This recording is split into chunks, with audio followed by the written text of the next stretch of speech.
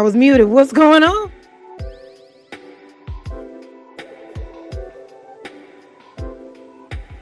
Come inside. Come inside. Come on in, my friend. I missed you. What's going on, y'all? Get on in here. Welcome back to the channel. Welcome back to another stream. I'm sorry I missed y'all yesterday. Let me turn this music down. I'm working on a new theme song, y'all, so bear with me. I know it's a Tuesday. I know it's Cinco de Mayo. Y'all can be outside running these streets, getting your drinks, getting your tacos. So if you found your way here with me tonight, I appreciate you. Yes, I do. Yes, I do. Welcome in. Welcome in. What's going on, Genius? What's going on, Mr. Center of the World? Thank you for being here. What's up, Misty? What's up, Michael Lee? How you doing? Welcome in. Welcome back. Welcome in. Y'all know what to do. Hit the like button. Hit the share button. Go invite everybody to tell them come pull up, y'all, because Manosphere tried to jump me. They tried to get me. They tried to get me. They tried to get me and my man, y'all. And we got to talk about it. Shout out to everybody in the building. Make sure you hit that like button, all right? We're going to get this thing started in just a minute. And I promise we won't be here for hours on end. We won't. We're going to try to make this quick. We're going to try to make this quick. That's good. I'm going to let a little bit more people come on in here.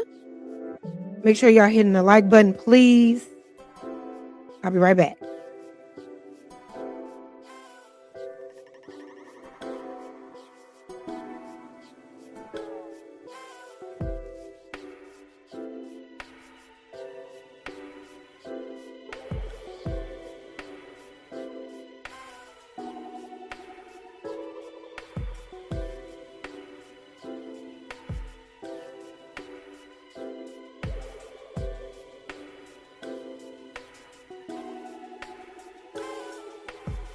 Can y'all see me okay? Something was going on with my camera. But y'all, I hope y'all had a good weekend. I hope your week's been good so far. Listen, I don't know if y'all was here with me on Friday, this past Friday. Oh, yeah, that was Friday, I believe. But I had joined Fatty's and Ilkan Ali's super panel. I believe that was the panel I was on, wasn't it? Yeah, because today's Tuesday. Yeah. So I was on their channel. I was on their panel and I had dual streamed. I don't know if you all made it or not. But during this stream, things got a little heated. All right. Things got a little heated. If you were there, my man, he made a vocal appearance because he doesn't like being on camera. And yeah, let's just say when he got the talking, the panel got the talking, one thing led to another, y'all. And now they didn't clip my man up for content. All right. They didn't click them up. They calling him all kind of names. Okay. And I don't like that. Auntie don't like that because leave him alone. He stood on business. Okay. The man stood on business. And listen, you cannot control how people respond to disrespect. Now, let's be honest. Fatty, you my dog, but you know, you are, you know, you was playing them games. You was starting that stuff. Saying little slick shit. Listen, I was shocked too. I was shocked too because here's the thing. When you know a person to be so calm and so collected all the time and isn't met with disrespect very often, when you see it happen, it is what it is. But we're going to review that panel that we were just on. And we're going to just break it down a little bit. We're going to see what the drops of conversation had that led to this kind of heated exchange, right? And then after that, y'all, we're going to talk about Ask a Brother. Oh, yeah. Y'all remember Ask a Brother?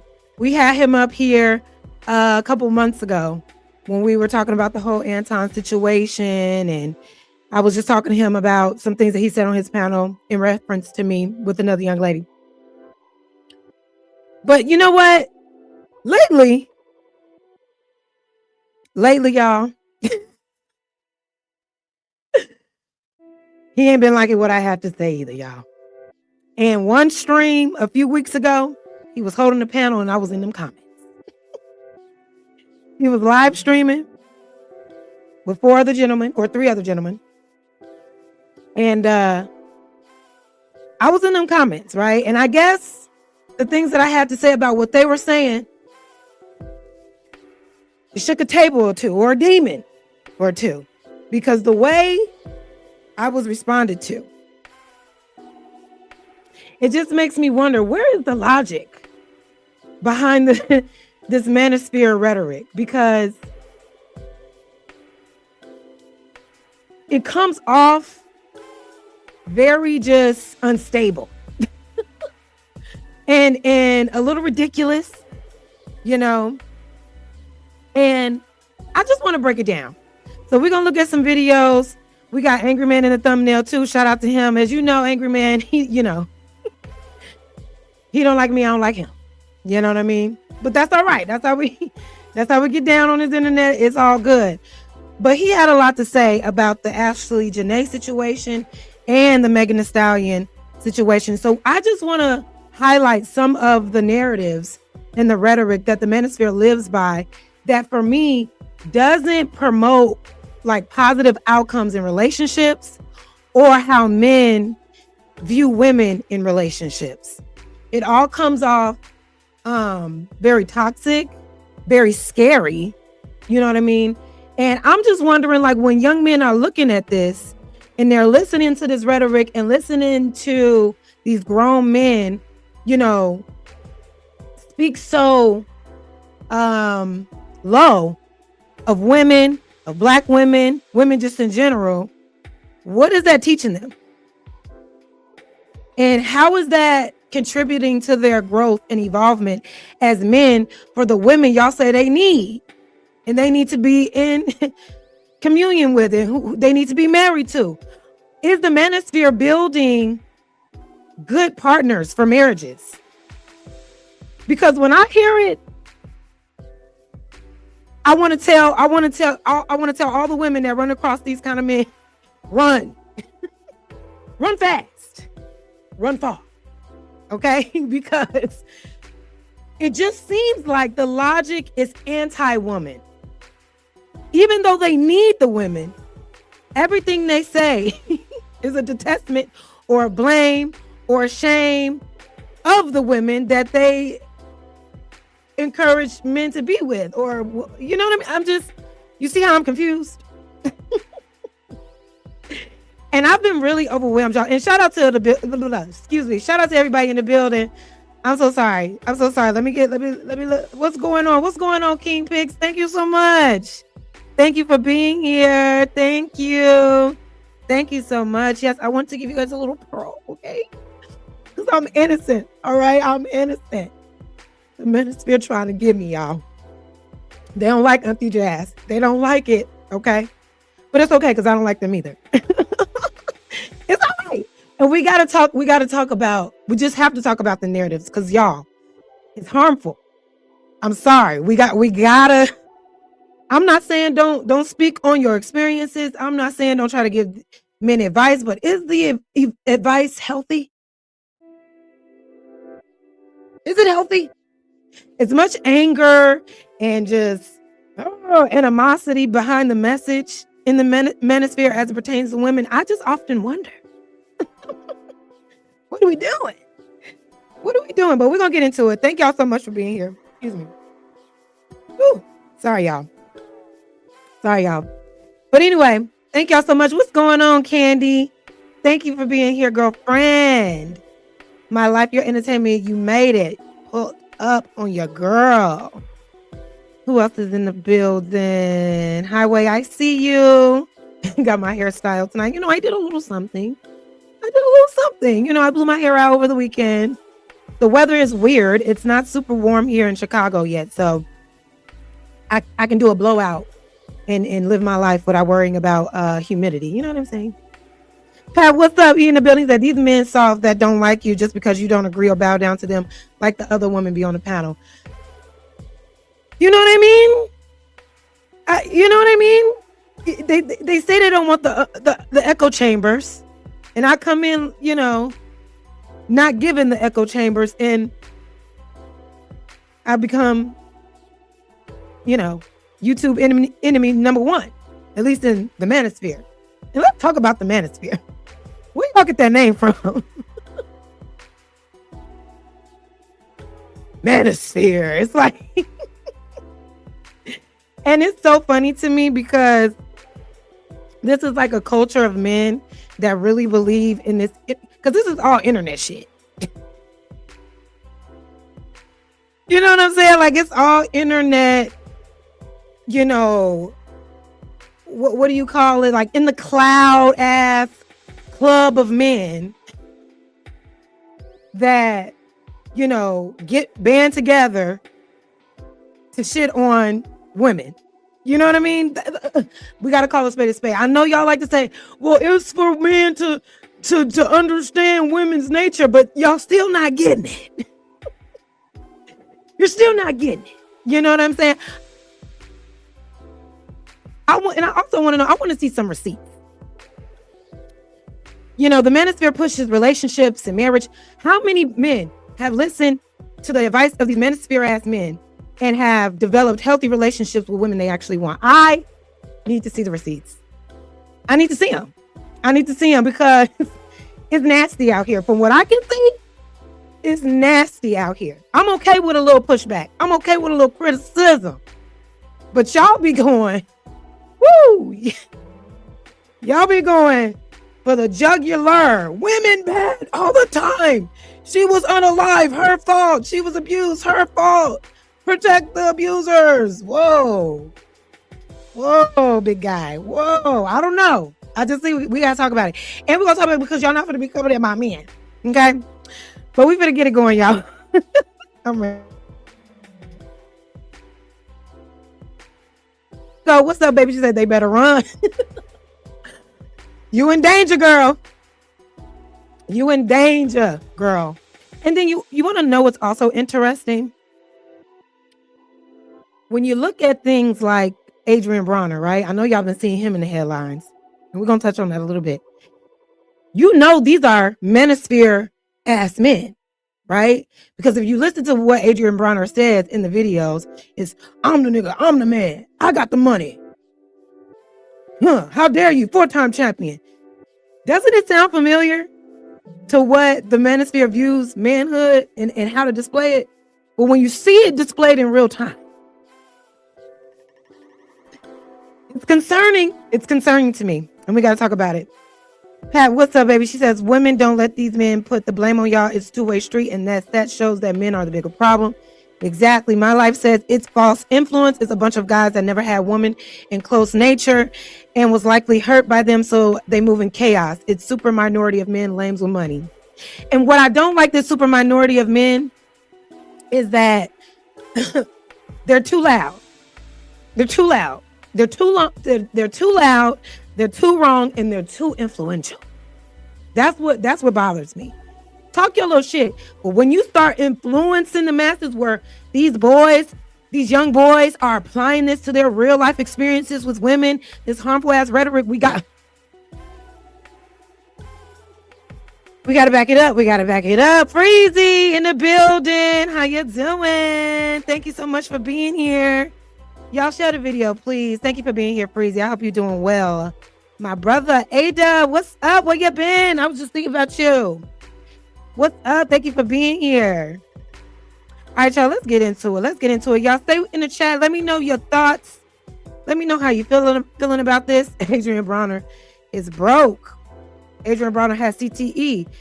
If he really has CTE, somebody around him needs to stop him from doing all that damn drinking.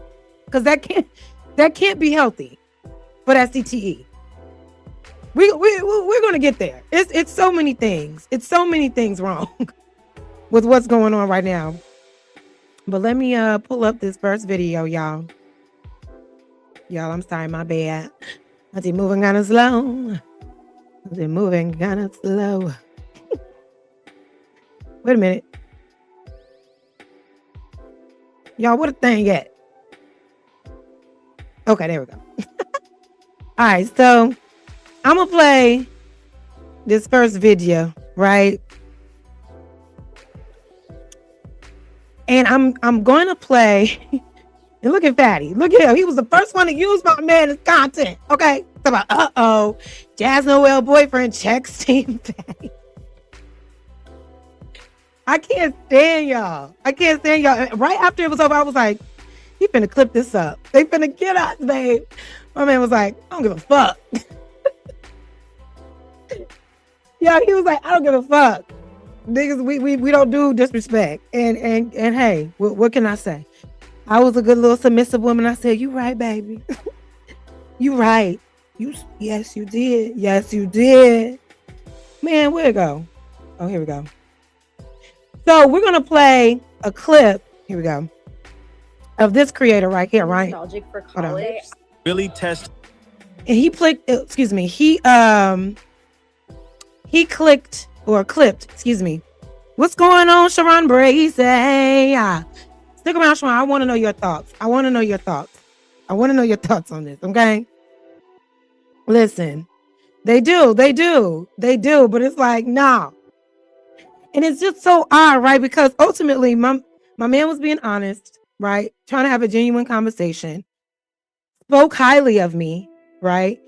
And imagine the response of men in this sphere who have such a negative disdain for men that care about the women that they're with, for men that speak highly of the women they're with, and that he's only speaking highly of me simply because I'm either sitting right there or he's somehow whipped by me. Why can't this man just really like me, y'all? Why can't I really just be a good person? I know it's easier to believe that what I give on these panels is what I give in real life, but y'all don't understand. The dynamics are different. I come over here with my dukes up. Like, hold on. I'm here pushing back against harmful narratives. I'm getting, piled up on. Of course, I'm gonna give you a different jazz. Yeah. The soft, sweet, girly swirly. That's where my man over there. Because I'm not in an arena with my man. You know what I mean? These panels are like arenas. Well, you got to be on the defense, and you got to know somebody else move. You got to be permanent. So it puts you in. It does kind of put you in like a masculine energy. You know what I mean? Because I'm not really here to say things that people want to hear. You know what I'm saying? And that's the safest thing you can do, to not get beat up like I've been getting beat up. I'll be fighting back though. And tonight we fighting back. Make sure you're hitting the like button, y'all. We're gonna start it up. Make sure you're hitting the like button. Oh, we got some super chizats. Thank you so much, A-Dub. Thank you. Support for your show. Hope all is well. All is well. Thank you for being here. I appreciate you. King Pig said he lost his last fight against an up-and-comer. I think he could make more money in streaming. He's in his late 30s, and I don't think he gets back. But see, his behavior on these streams, King Pigs, his behavior is worrisome. What's going on, Rogue? How you doing, beautiful? Thank you for being here. Magnetar in the building. Thank you so much for being here, Magnetar. Thank you for pulling up. Thank you for the $5 super chizat. Right. Girl. Ciao. It went down over the weekend, right? It went down. What's going on, Crown Prince? Thank you for being here. I appreciate you. Thank y'all so much. Share the video. Do all of the things. I'll put the banner up for a little bit, but the super chats are on. Let's get into this first video. And I want to say, before we play this video, this MFer that called himself reviewing me, okay? You don't know nothing. You don't know nothing. You don't know nothing. Your mom don't know nothing. You don't know nothing. All right. I want to say that first because the way these men speak with such conviction about me, you don't know a gosh darn thing. All right. Now I'm going to prove it tonight. So let's get into the first video. Shout out to, what's this nigga name? KB the Wizop looking ass. KB the Wizop face ass. Like, this is why I be like, oh God, these guys, man, they want to be somebody. KZ the Wizop, the bam face ass looking ass boy. Woo, child, y'all gonna wear me out. All right, let's get this thing started. But thank you so much for reviewing me, Mr. Wizopper, Mr. Wizop. You know what I'm saying?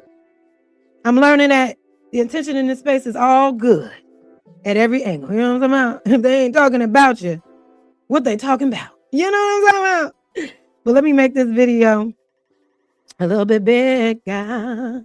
Thank y'all so much for being here. Hit the like. Let's get this MF started. Her answer was sitting right there in the background. Her boyfriend. What problems do you help men? What problems do men have that y'all help solve as well too? It depends on what he brings to me. If I can help him figure it out, I'll help him figure it out. No specifics. Now we need specifics. Now I need y'all to understand also. We're also going to talk about the line of fucking questioning.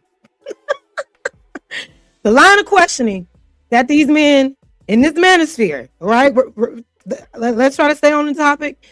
This is manosphere logic, okay? Just let me know if I'm tripping. Let me know if I'm tripping. You know what I'm saying? Maybe I don't know. Maybe I don't know nothing. But we're just going to get into the line of questioning and the actual responses. And also, shout out to SH. Y'all need to go and also subscribe to SH. She's the young lady, the light-skinned young lady next to me in the frame. She's starting up her channel. Go and like and subscribe to her channel. She be giving the guys some pushback too. So they was piling up on me. They was trying to pile up on her too. So we was the villains of this story during this stream. But make sure y'all go and subscribe to Miss SH. And let me give y'all a round of applause. I'm sorry. Auntie, so sorry. I didn't clap it up for y'all when y'all came in here today. My bad. Yes. Y'all clap. Y'all clap. I shimmy like chill, baby. Yeah. Thank y'all so much for being here. But yeah, we're going to get into it because I need to know. Am I tripping? But let's go. Specifically, please, can you tell me I don't have a specific for you. Instead of doing the bare minimum, which is literally what women are on this planet for, drain my balls, fill my belly, and tell me you love me and that you're going to support me, instead of doing the bare minimum, y'all trying to be psychologists. To be or not to be? Hey, Jess, can you tell your man to answer this, please? At the end of the day, motherfucker, I'm just shy. Wait.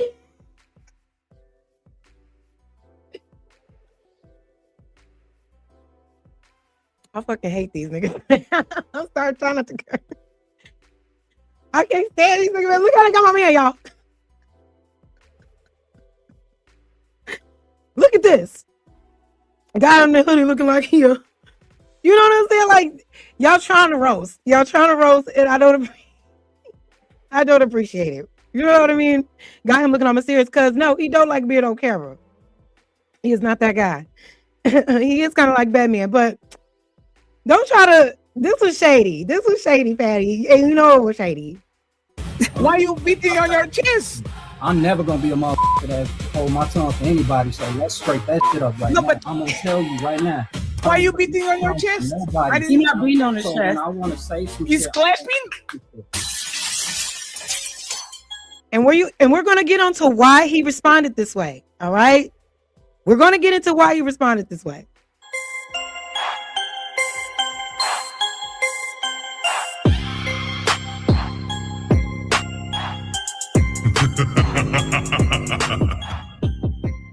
So SH want to get up here and act like. Wait, am I still frozen, y'all? My bad. Am I still frozen? Let me know. Help me out. I got all the things closed like y'all was telling me. Hold on. Let me close out of this. Oh, wait. I do got hella shit up. Hold on. Here we go. Okay. Here we go, y'all. She don't motherfucking rub her husband's shoulders or massage his back when she see that and he's not what having I'm a hard saying. time. That's not what I'm saying, Mr. Fantastic. That's a part of. Is that not a part of emotional regulation? No. Yes, yes, it is. That's catering to my man because I see him and I love him and I want to cater to him right now. Managing his emotions. No, not just right now. No, remember, stay on my premise. I said he's had a hard day. Oh, by the way, y'all, if y'all don't know who's talking right now, I'm gonna go off camera. If y'all don't know who's speaking right now, this guy right here, this guy with the late ass polo shirt on that looked like he found from Marshalls, Ross, off the rack, ass wearing ass nigga. You know what I'm saying? This guy right here, he calls himself Mr. Fantastic. I would say better known as Mr. Coontastic. Funky faced tastic. You know what I'm saying? For lack of better words. They also call this guy the Prince. The Prince of the Manosphere.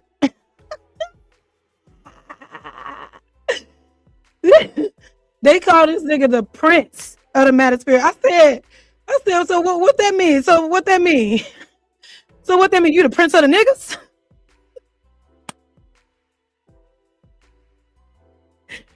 The Prince of the Manosphere. Yeah, he's the Prince. I have heard this man be called the Prince of the Manosphere. They say he was one of the first Manosphere freaking I don't know, one of the first sons. You know, he came up under the Kevin Samuels and all of that. That's him. That's him. He has a lot of hot takes. He's also a problem. He's also, you know, he can't stand my guts and I can't stand his. So we stay getting into it. That's all right. Let's keep going though. I just wanted y'all to know who that was because yeah, the Prince of the niggas, he take this Manosphere shit very seriously. Amen. Amen. He's having a difficult time. He's not feeling well. He's looking down or whatever. You as his wife, and because you know him, you see that his emotion has changed. So you do what? You see and can sense his emotions aren't what they usually are, and you step in as his wife and you help him get better by doing whatever it is needs to be done to help him improve. That is a part of emotional regulation. That is at its finest. That's literally what it is. If and when he has a problem, do you want him to just figure it out by himself? Or is he gonna come to you and say, baby, you know what? I've been thinking about this and so on and so forth. You know, I don't know what I'm gonna do. Or so also to preface this again, the question was like, how do you bring your man peace or solve his problems or whatever have you? And these were our responses. And this was like his counter to, I guess, SH's response. This is really stressing me out. And you have a talk with him about whatever's bothering him. And you come together with him to try and find a solution, correct? Duh, nigga. Mr. Fantastic, I want to go back. No, one second. Wait, I didn't know I did that. Did y'all peep that? Wait a minute. I didn't mean to do that. Wait a minute. What did he say to make me do that? Because you know what I'm also realizing, y'all, I'm just losing patience. I'm losing all type of patience talking to these goofy ass. And I'm not calling Fatty a goofy. I'm not calling Ali a goofy. That nigga Fantastic, that's a goofy though. Yeah. You know what I'm saying? But I want to know why I did that. Maybe you know what? I've been thinking about this and so on and so forth. You know, I don't know what I'm gonna do, or this is really stressing me out. And you have a talk with him about whatever's bothering him. And you come together with him to try and find a solution, correct? Duh, nigga. Mr. Fantastic, I want to go back. Like duh, exactly. If he has a problem, he can come to me. We come and we figure it out together. What was so groundbreaking about that revelation? No, one second. Fantastic. That's a superb point. Fantastic. I know. Always. Aren't these women crying about we open up to them when we have problems and shit? Because they're tired of us not telling them nothing. And emotionally unavailable, Fatty. When you don't do it, you're emotionally unavailable. Y'all don't want that shit anymore. So when we don't give it to you, y'all complain we are not emotionally available. Now Fantastic and Ali and Fatty are asking, okay, so are y'all going to listen? Like, are y'all going to take, and now y'all don't want to do it? I think, wait, I don't even know what he just, Let's go. We got to break this down, y'all. We got to break this down. And we're going to get into the boy that's doing commentary over this video too. But what did Fatty just say right there? What did he just say? What? Available, Fatty. When you don't do it, you're emotionally So y'all don't unavailable. want that shit anymore. So when we don't give it to you, y'all complain we are not emotionally available. Now Fantastic and Ali and Fatty are asking, okay, so are y'all going to listen? Like, are y'all going to take? And now y'all don't want to do it? I think that if we care about each other and we see one another down, we can try to help you through whatever it is you're going through, for sure. Because I love you, you love me, and clearly we feel safe enough around each other to share our moments where we're not feeling good, and we share it with you because we know if we do share, you would help us get out of that moment. But ultimately, it's up to me to fix that issue. It's up to me to emotionally regulate myself out of that. Yes, you can contribute to my help, but I have to help myself. Just like with my partner, with my man, with my husband, I'm going to do all that I can to contribute to your peace, add to your peace. If you are down, I'm going to try to help you through that. But ultimately, you gotta fix that, because I don't know. I could give you the tool. Now, what's so interesting is that I am being accused of not answering the question. I am not being accused of following, like giving a clear response. This is my response as an individual of how I contribute to my man's peace. I'm being clear about how I am not responsible for his peace. I'm being clear about the fact that he's not responsible for mine. However, we can contribute. We can contribute to one another's peace, right? You know what I mean? We're contributing to each other's peace, but we're not responsible for each other's peace. That is my response to the question that's being asked. What's going on, Voice of Venus? Thank you for being here. I appreciate you. So I say that to say the question has been answered. How do you contribute, or how do you bring your man peace? This is my answer. Let's keep going. I can say, well, okay, I'm listening, and okay, well, here's what I think you should do. But ultimately, you have to figure that out and know that I'm going to support you in you figuring that out. But to answer the question, do women bring peace? Now here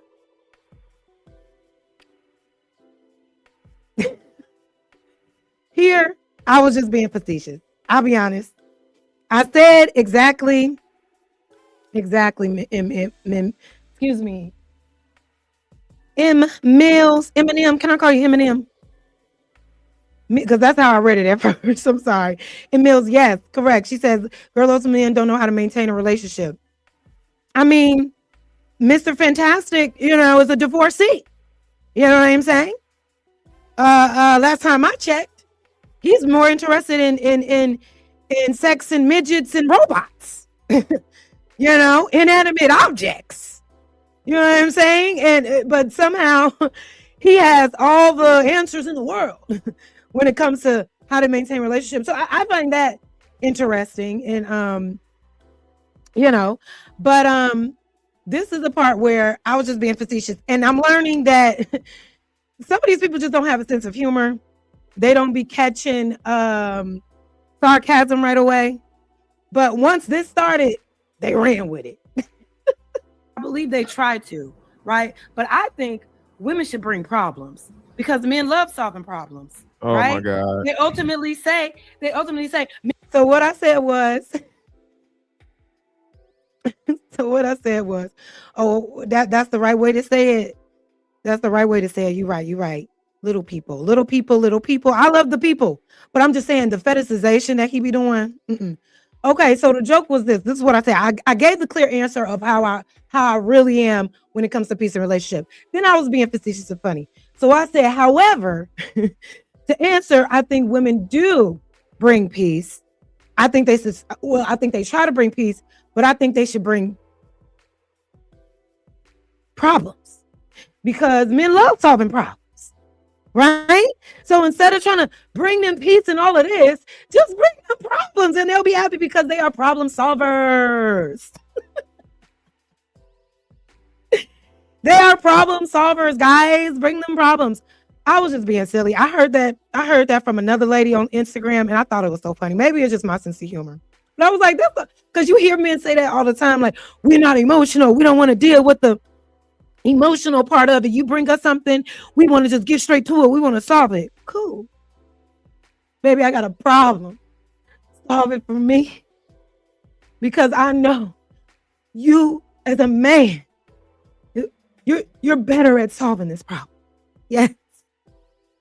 And I got jumped for saying that, y'all. I got jumped.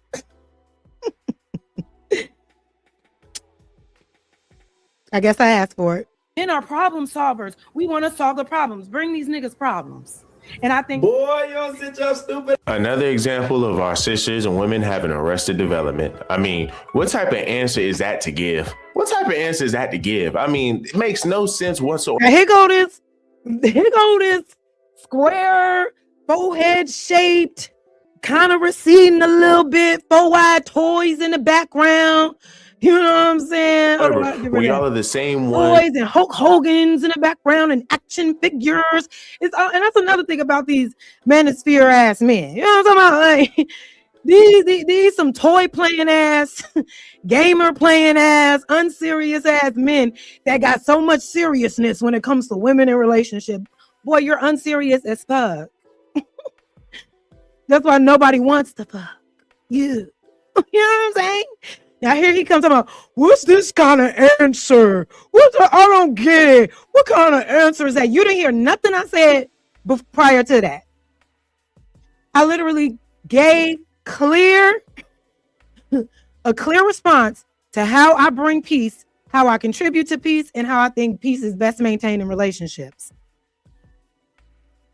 But what you ran with was the joke. And I guess, hey, maybe that was meant to be. Maybe that was meant to be. Because it exposed something. But let's keep going. To say that you want to give peace. Well, we give men peace. Well, hey, I mean, like, come on, bro. More empathetic, somehow smarter. But yeah, your only solution to giving men peace is giving them more problems. And of course, you're going to play the dumb game of, oh, well, I was just kidding. Yeah, goofball Jamal. Yeah. Wazoppery or whatever your name was. Yeah, I was just joking because I literally went on a whole 2-minute monologue about what the piece was. How you missed that but got this? Manosphere logic. Are we really trying to have a conversation? Or are we only, okay, yeah, that made too much sense. Oh, there it is. There's the moment. There's the got him. Look how she responded. If you're going to review it with intention. Break down everything I said. Not what you want to misconstrue. That doesn't sound too logical, Mr. Manosphere man. Do you know what I'm saying? But hey, I'm sure this video you reviewed of me was probably one of your highest. So you're welcome. Sarcasm, but it's like, no, man, we know how you think. We know how you think. And even like, once again, there's, the saying that, every joke has a little bit of truth in it. Well, all her jokes has nothing but truth, right? I mean, he's right about that. I do think men, they enjoy solving problems for women when you bring them, not intentional problems, not creating problems out of nowhere, like real life issues, stuff that, I don't know, you may not think about that a man may be thinking more about. You know what I'm saying? When it comes to some car, when a car needs the fixing, help me. I'm calling him. You know what I'm saying? I pick up the phone, call my father. Y'all know a little bit more about that. You know what I'm saying? Solve this problem for me. What do I need to do to fix it? You know what I mean? I can't even name the parts on the car. That's how I know the oil needs to changing, and I know the tires need to fix it. You know what? You know what I'm saying? If I had to fix a tire, I could. But do I want to? I just think men are better at that. There are some women that are better than that than me. I'm just not the girl. I'm just not the girl. I know how to do it if I need to. You know what I'm saying? If my homegirl was with me and she know how to do a better girl, Help me. Help your sister. Let's keep going. You know, she just tries to cover it up because I mean, like, and honestly, I think it must be the time of the month for her because there's a lot of times where she's on these panels. That is so rude. It must be my time of the month. Oh my God. She's chilling, she's cool, she's respectful, and then there's other times where she's acting where she's on one. She's clearly on one, right? So I mean, like, it gets to a point where we like, man, look. Like, come on, sis, you gotta be a little bit smarter than that. I mean, let's keep it a bean, and we gotta start acting as if this actually doesn't happen, as if you women aren't like the government who will sit here and create the problems for you and then turn around and try to give you a solution to the problem that they created for you. What? Now, what the hell is he talking about? How did the government get involved? I'm so confused. We're talking about relationships. We're talking about contributing to peace. And you're talking about the government. What did I miss, y'all? Did that make sense to you? This manosphere logic he's trying to spew? Let me go back. Because, auntie, she ain't got it all, Create the problems for you and then turn around and try to give you a solution to the problem that for her, because there's a lot of times where she's on these panels, she's chilling, she's cool, she's respectful, and then there's other times where she's acting where she's on one. She's clearly on one, right? So I mean, like, it gets to a point where we like, man, look.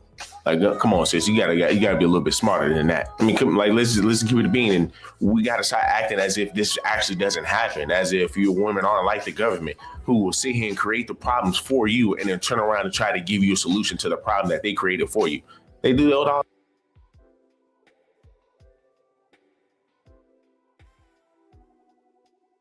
I need that meme of Drewski when he was like, "What do you mean by that?" Y'all write in the comments what he. Write in the comments what he meant by that, because I'm lost. I'm lost. What did he mean? What did he mean by that? Y'all kicked the man out of the house via divorce, aka the government. Stupid. When y'all say that, how much? I mean, I don't. How much money y'all think these so-called women that had to choose? Because that's not happening anymore. I don't know when we're going to stop talking about government assistance, because most of the Black women that if you're not in the hood, or surrounded by other people that are on government assistance, like in poverty, a lot of Black women, are not even on government assistance. They're not choosing government assistance over anything. And even when they had to choose because of the attack on the Black family, they had to choose, forced to choose, because they effed over you and they effed over me and they effed over our collective as a unit, right? They still weren't being paid thousands of dollars, like millions of dollars to survive off of. They were still giving them the bare freaking minimum when it came to welfare. So this idea that they were better off, I don't know.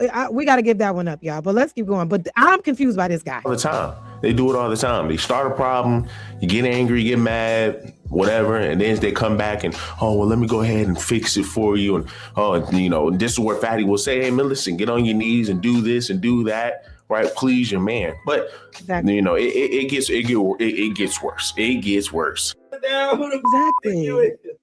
Yeah, I don't think women should be so concerned with being a man's peace. No, he should already have peace. You should be a peaceful person, and y'all can come and compliment each other's peace. But I'm not here to be your peace. I could bring you a problem to solve, though. Yeah, and it's why you'll never be married. You just told the truth. Jazz, you just.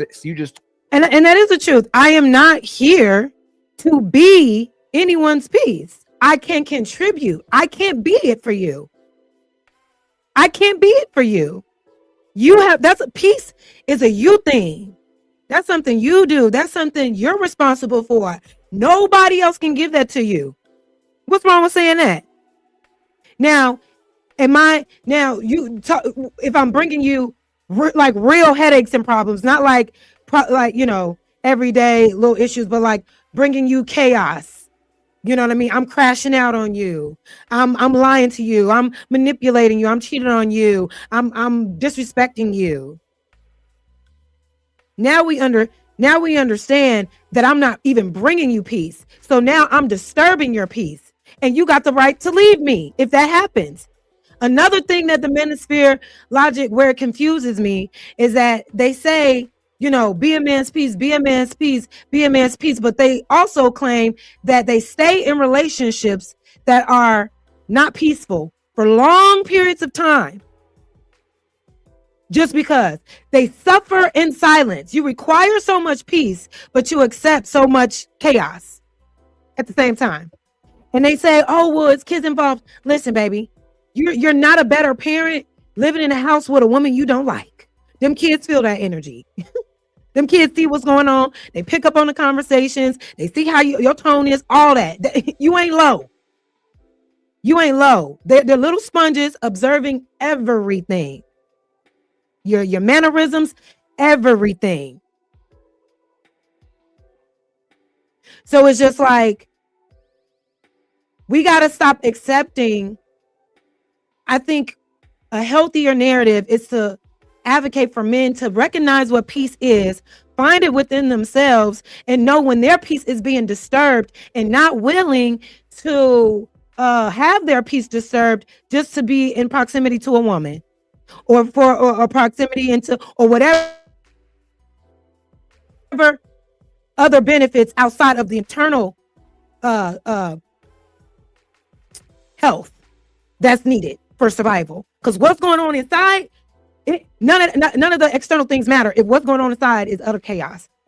And when you sit there and you suffer in silence, you know what can happen. Told the truth on what women actually do. Y'all hit the like button, please. You want us to solve your... Nobody said that. I didn't say that. Who the think you is?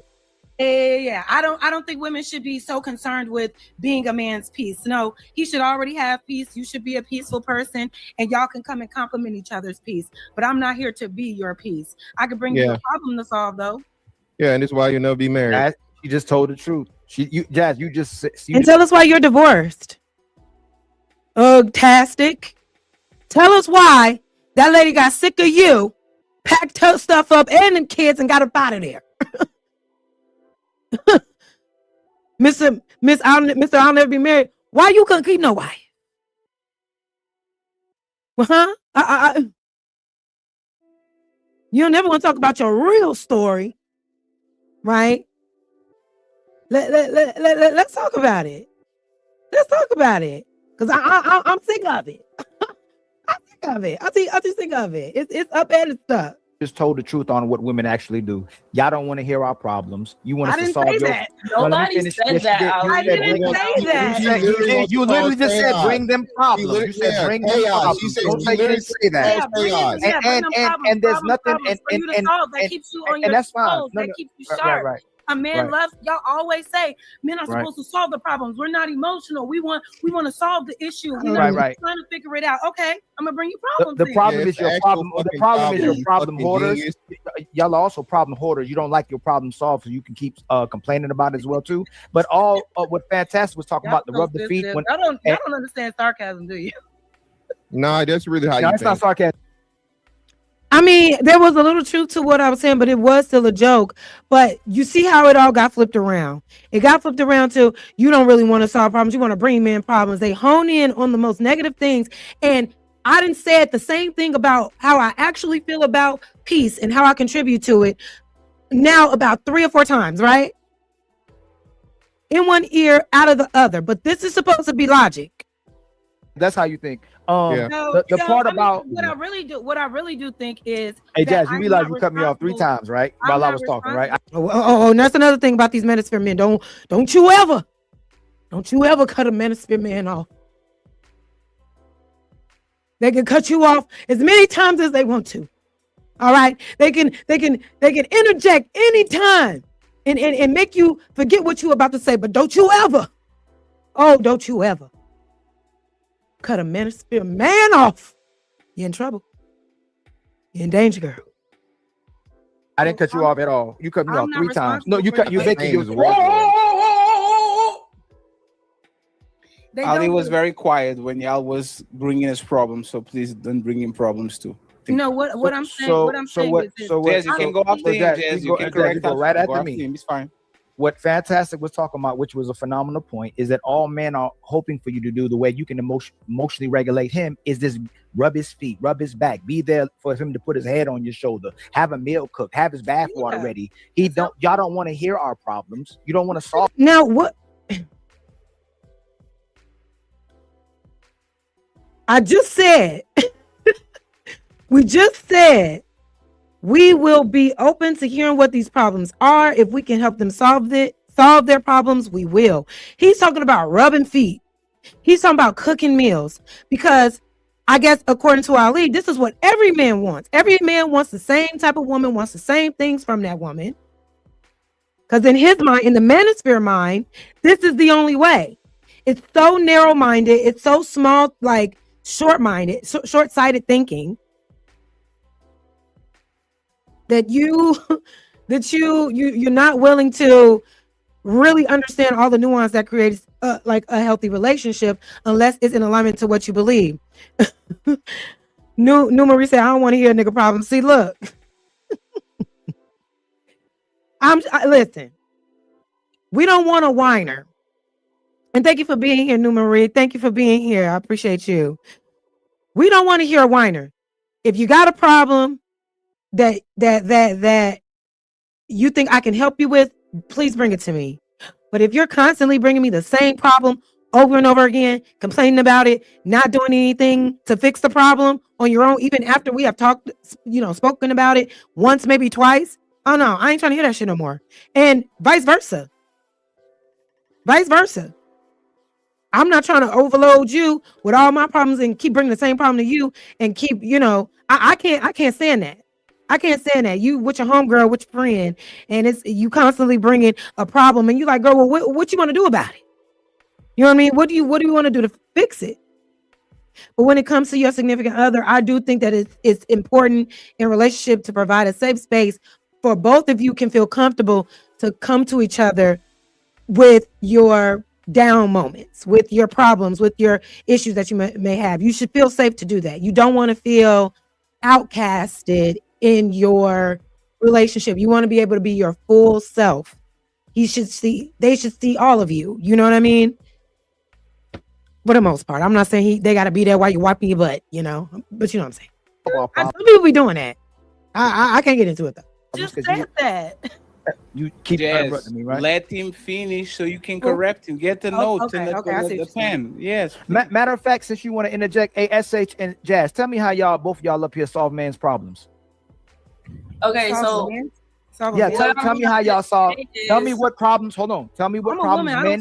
Hold on. Excuse me. Hold on. No. You just was interjecting and cut me off to say you solve problems. SH and Jazz. I didn't say that. Problems? You're not listening. Yes, you did. You double talk, Jazz. You literally cut me off. First, you said that we give men problems. Then, when I say y'all cause men problems and don't help them with their problems, you said no, we do help men with their problems. So again, what problems do you help men? What problems do men have that y'all help solve as well too?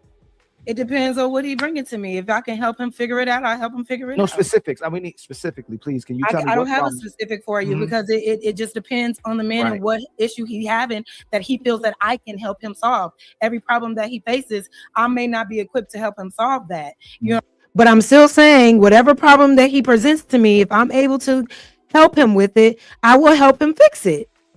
I don't see why that is such a why that wasn't a good enough answer.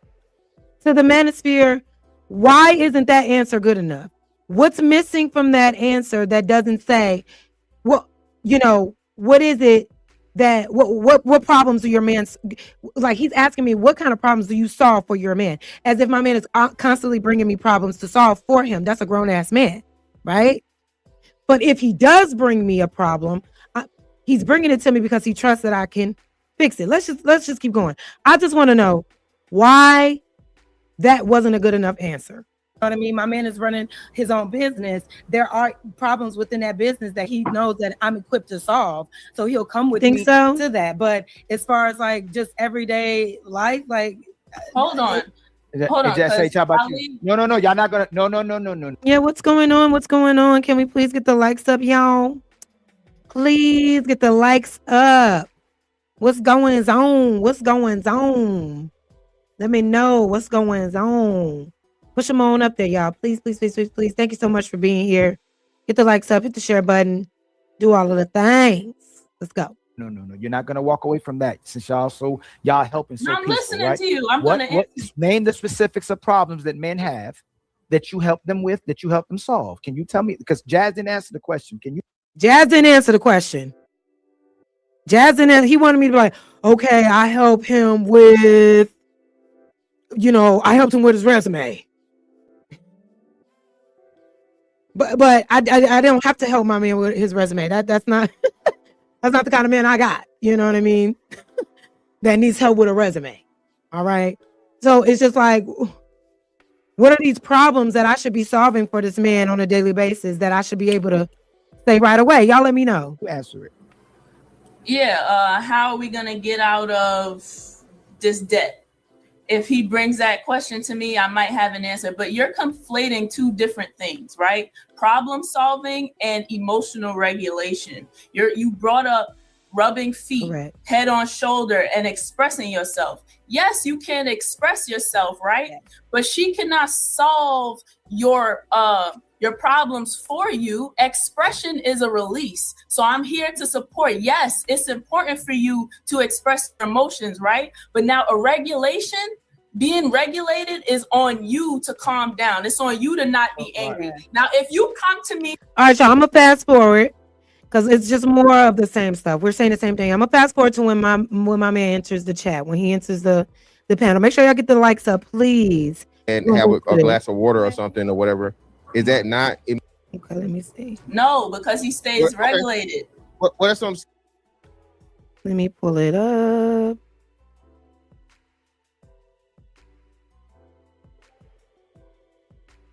Hold on, y'all. Almost like it is.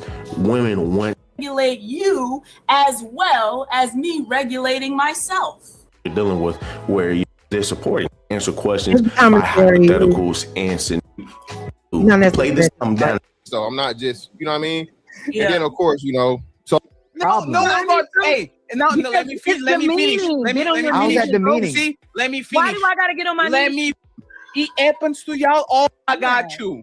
Y'all Okay, don't have to do. Y'all don't have to do literally nothing. Okay, let's go. And instead of doing the bare minimum, which is literally what women are on this planet for, get my balls a little bit more, drain my balls, fill my belly, and tell me you love me and that you're going to support me. Yeah, Instead of doing the bare minimum, y'all trying to be psychologists. To be or not to be, what is going to happen to you, sir? I'm going to tell you words of encouragement. What the hell is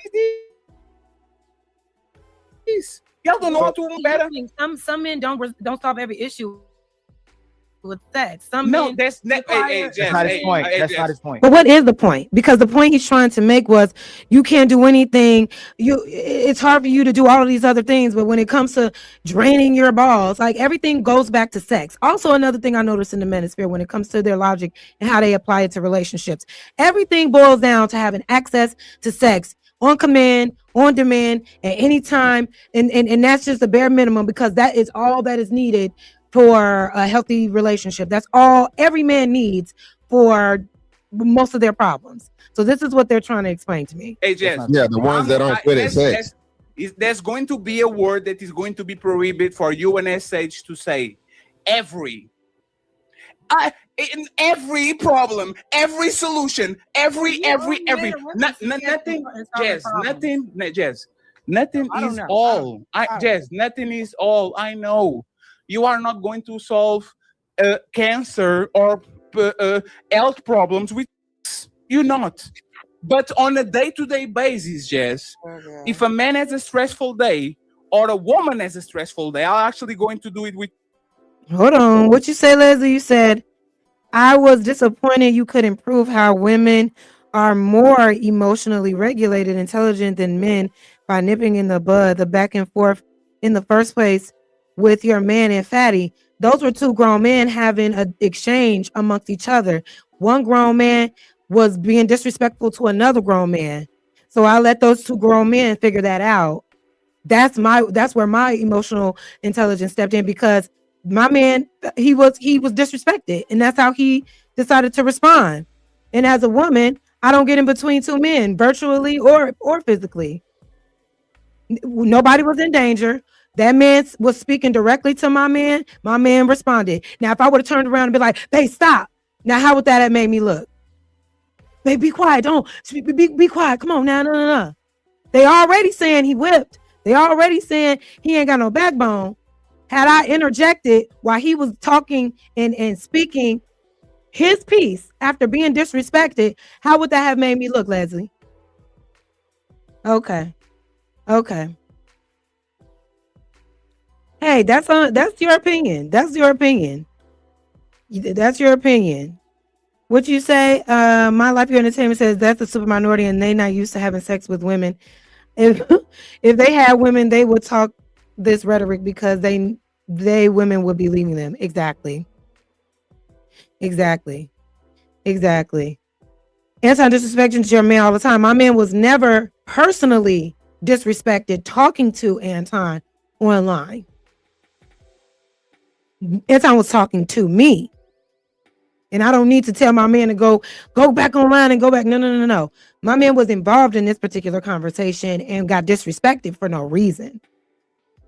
So let's keep going. Joel, baby, the only thing how be easing your stressful day? Hey, Jess. What are we doing? Hey, Jess, can you tell the... So at this point, my man had walked in. I'm being silly because at this point, I'm not really taking this conversation seriously because it's silly. I mean, seriously, because it is getting silly to me. I'm saying the same thing over and over again. They keep denying, which is what they do. It's what they do. I'm saying the same thing over again. They keep saying they don't understand what I'm saying. They keep saying I'm lying or whatever the case may be. You know, whatever the case may be. So at this point, my man walks in because we was on our way out, and we had a date planned, and I'm like, babe, come tell him how I'm being sassy. So this is how it all started, y'all. Thank y'all for being here. Hit the like button. You're meant to answer this, please. They want you to answer a question back. Come on, because they think I get. No, it's fine.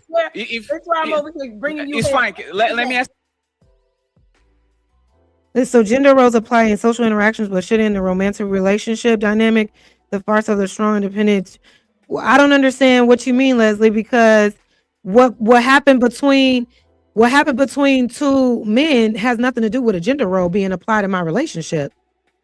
Even if that was my homeboy getting into it with another homeboy, I'm going to let those two men, just like I wouldn't expect my man to get in between me and another woman.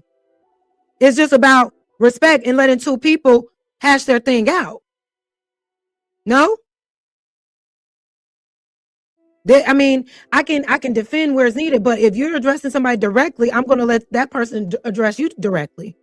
If it was my two homegirls, I'm not going to get in between that unless it gets out of hand, unless somebody try to get physical. But we let grown people handle their grown shit. Don't try to conflate the two. Don't try to do that. You know what I'm saying?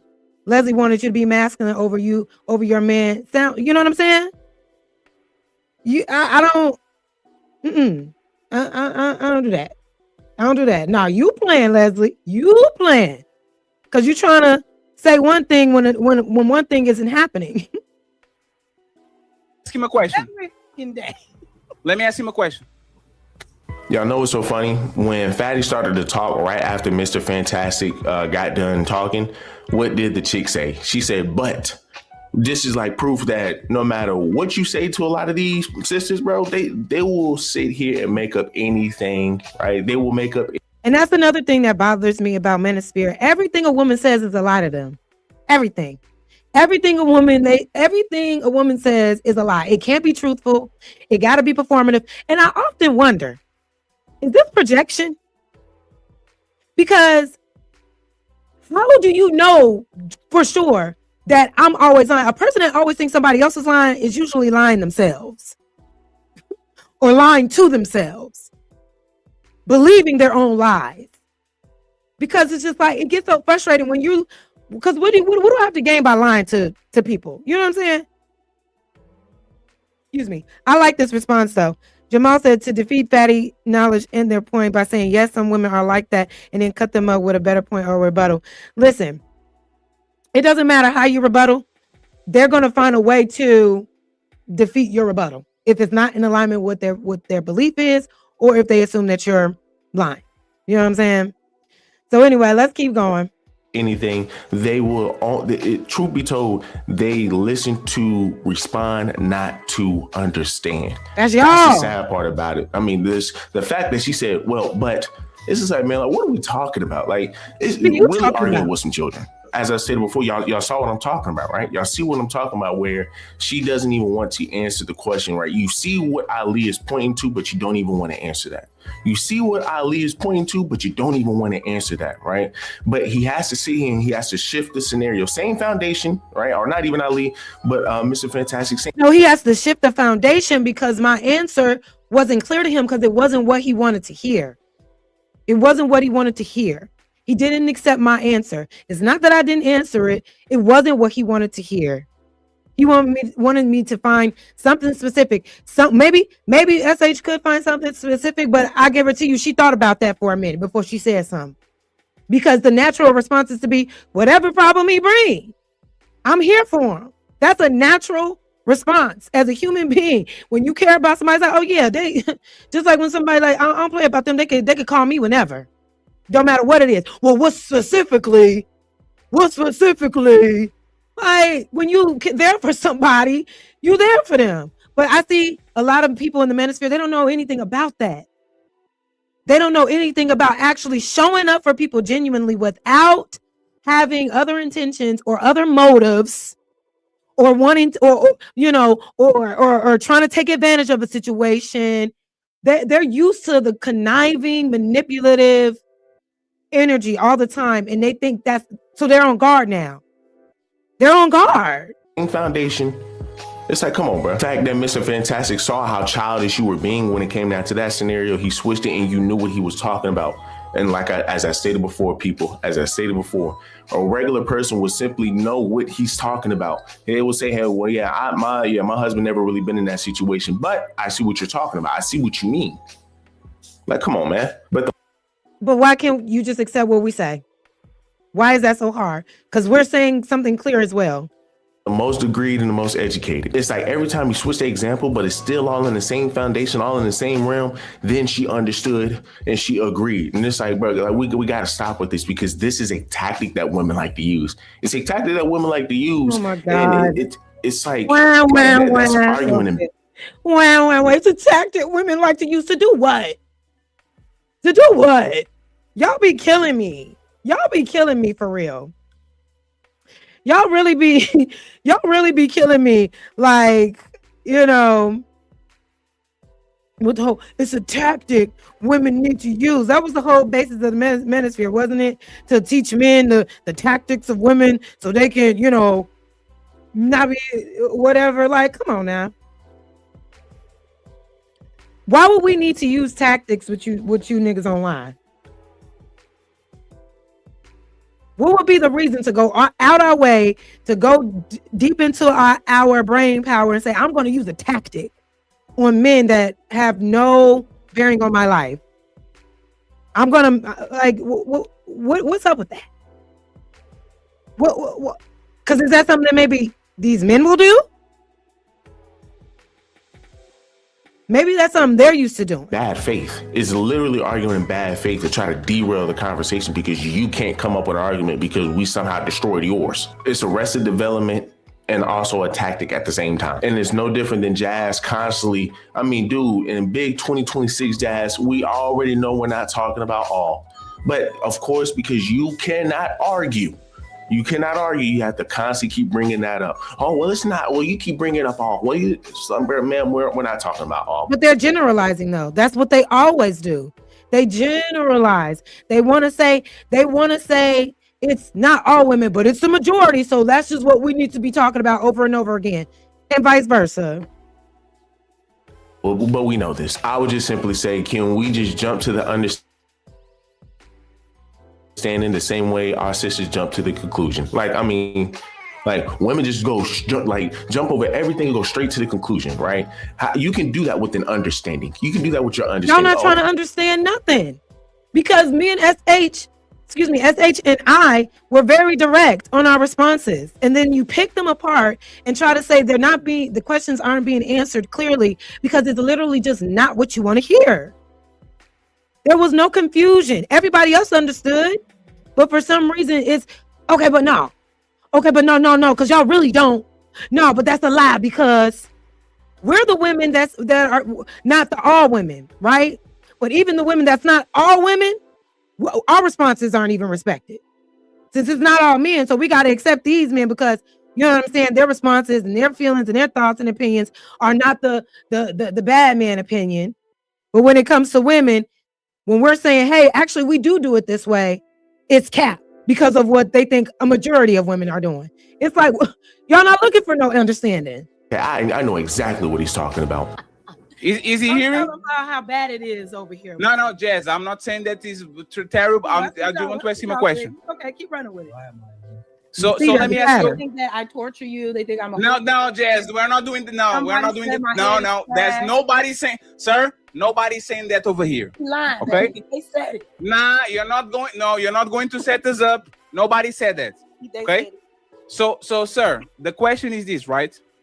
If you're having a stressful day, right, and you get home, and the only thing, like instead of just trying to be a therapist and give you words of motivation and encouragement and coaching you, if she comes in, she gives you great sex, she puts you once again. Instead of Jasmine being a therapist and doing this and that, wouldn't it be better? You see how they want to control the narrative. You see how they want to take my response and trash it and say, no, wouldn't you like this better? As if all men think on this level. Mind you, we're all past 30 on this panel. I think. I don't know how much. No, I think Rizzy, the little girl with the what's your jiggers on with the little kitten ears on. I think she's in her 20s. I'm not sure about SH. SH seems mature but looks really young. I'm not really sure. But what I'm saying is, Fatty, Fantastic Ali, Miss Anna, all past 30. So you would think there's a maturity level there when it comes to solving real grown-up problems. But let's continue. Some food on the table, and if she whispers on your ear, everything is going to be okay, baby. I'm here to support you. Is your stress level going to be highly reduced, or are you still going to be a pile of nerves and be like, does that work? Yeah, if you're 12. Of course he does. Of course he does. Because that's how you literally support us. You lie to me and say you proud of me. You drain my balls and you give me something to eat. Now listen, I need y'all to really pay attention to what just happened here. I need you to really just pay attention to what happened here, right?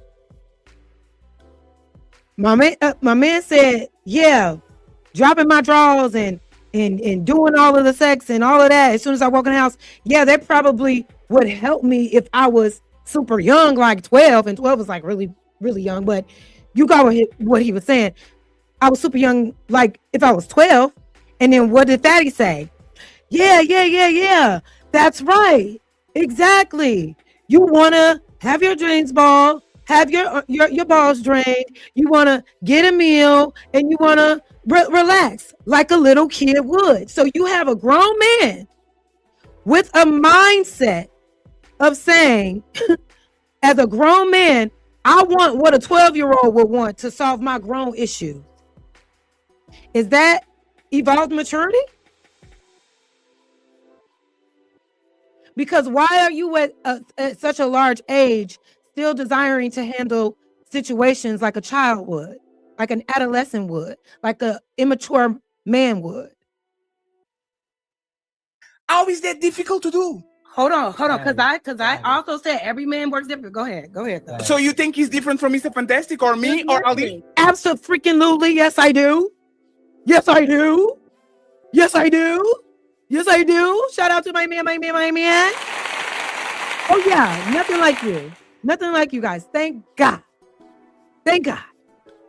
No, baby, no similarities at all whatsoever.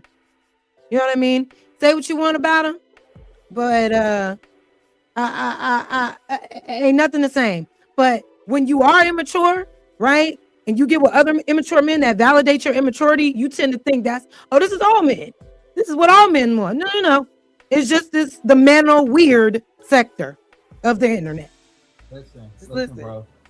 I'm gonna put in the context of you're talking to a person that was a former collegiate athlete that played around pro players. So I get the situation of relief and stuff, but that was my enjoyment when I was 25 and under years old. Sure. I'm almost 40, bro. So my biggest thing is the best thing Jasmine can do for me, and I think as a mature man, my biggest thing is words of affirmation. When I'm struggling through something, I like to talk to Jasmine about these problems. I need to think. Now, what did I say earlier? Oh, what did Fatty say earlier?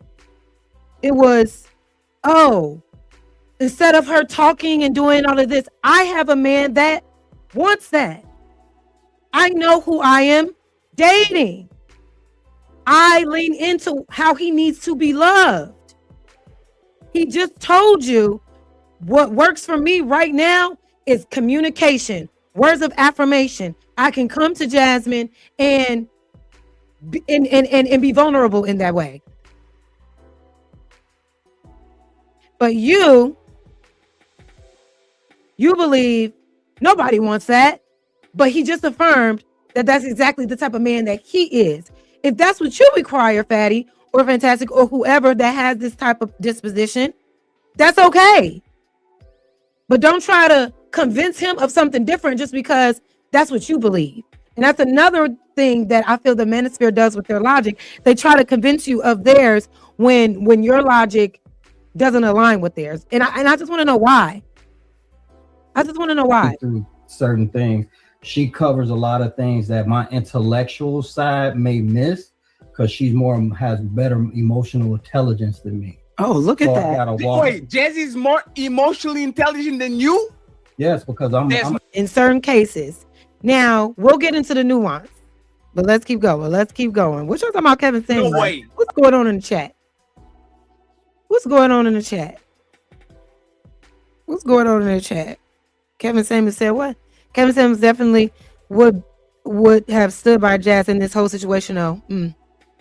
Talk about it. But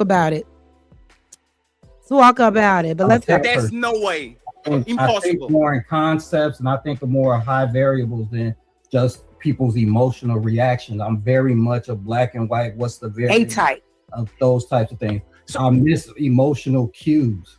So that was very clear, right?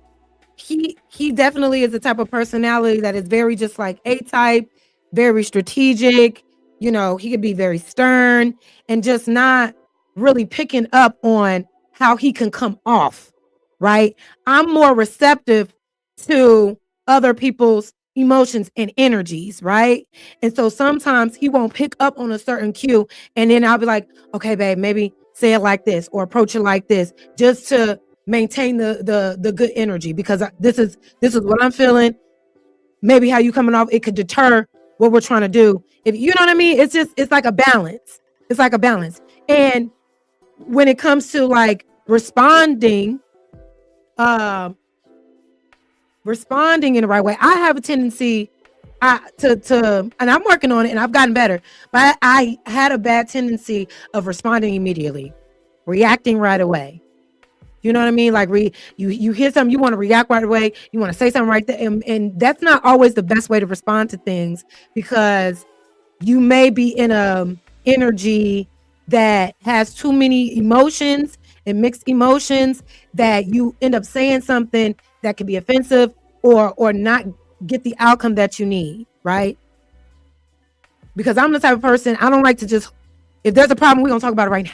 You know what I mean? And I've gotten better, and I can respect when other people need that space and etc. But it's just like, if I can talk about it right now, I am. He more so is better at taking the information, processing it, assessing it, then coming back with a response. Sometimes I may say yes too fast to certain things and then be like, damn, why did I say yes to that? I really don't want to do that. I don't want to do that. And he'll be like, baby, you got to start, you got to just start, stop telling people something in the moment, because just as a natural person that is overly empathetic and considers everybody's feelings, and especially people that you care about, you want to let them know that you're there for them.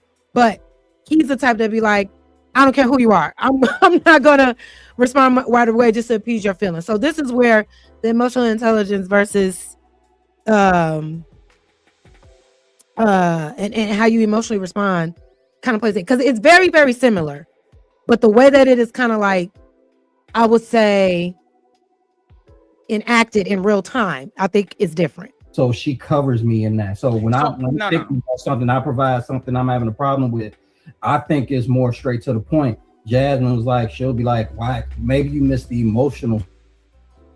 So Jess can pick up social cues better. So Jess can pick up social cues better. For that's usually women kind of do that a little bit better than men, right? Who is more emotionally regulated means who is usually the person that gets more out of control or more less impulse control. You or Jess? No, when it comes to that, Jess, no, it was not for you. It was for him. No, go ahead. No, I'm definitely more emotionally controlled. That's one. Which is what I just explained. This is what I just explained. So, but emotional control and emotional intelligence are two different things. I know, because I'm the type of person. I'm the type of person that might react right away. I'm gonna call it how I see it. I'm gonna tell you how it is right in the moment. Whatever, not necessarily in a violent way or anything like that, but I'm gonna take it for what it is. I might cry. You know what I'm saying?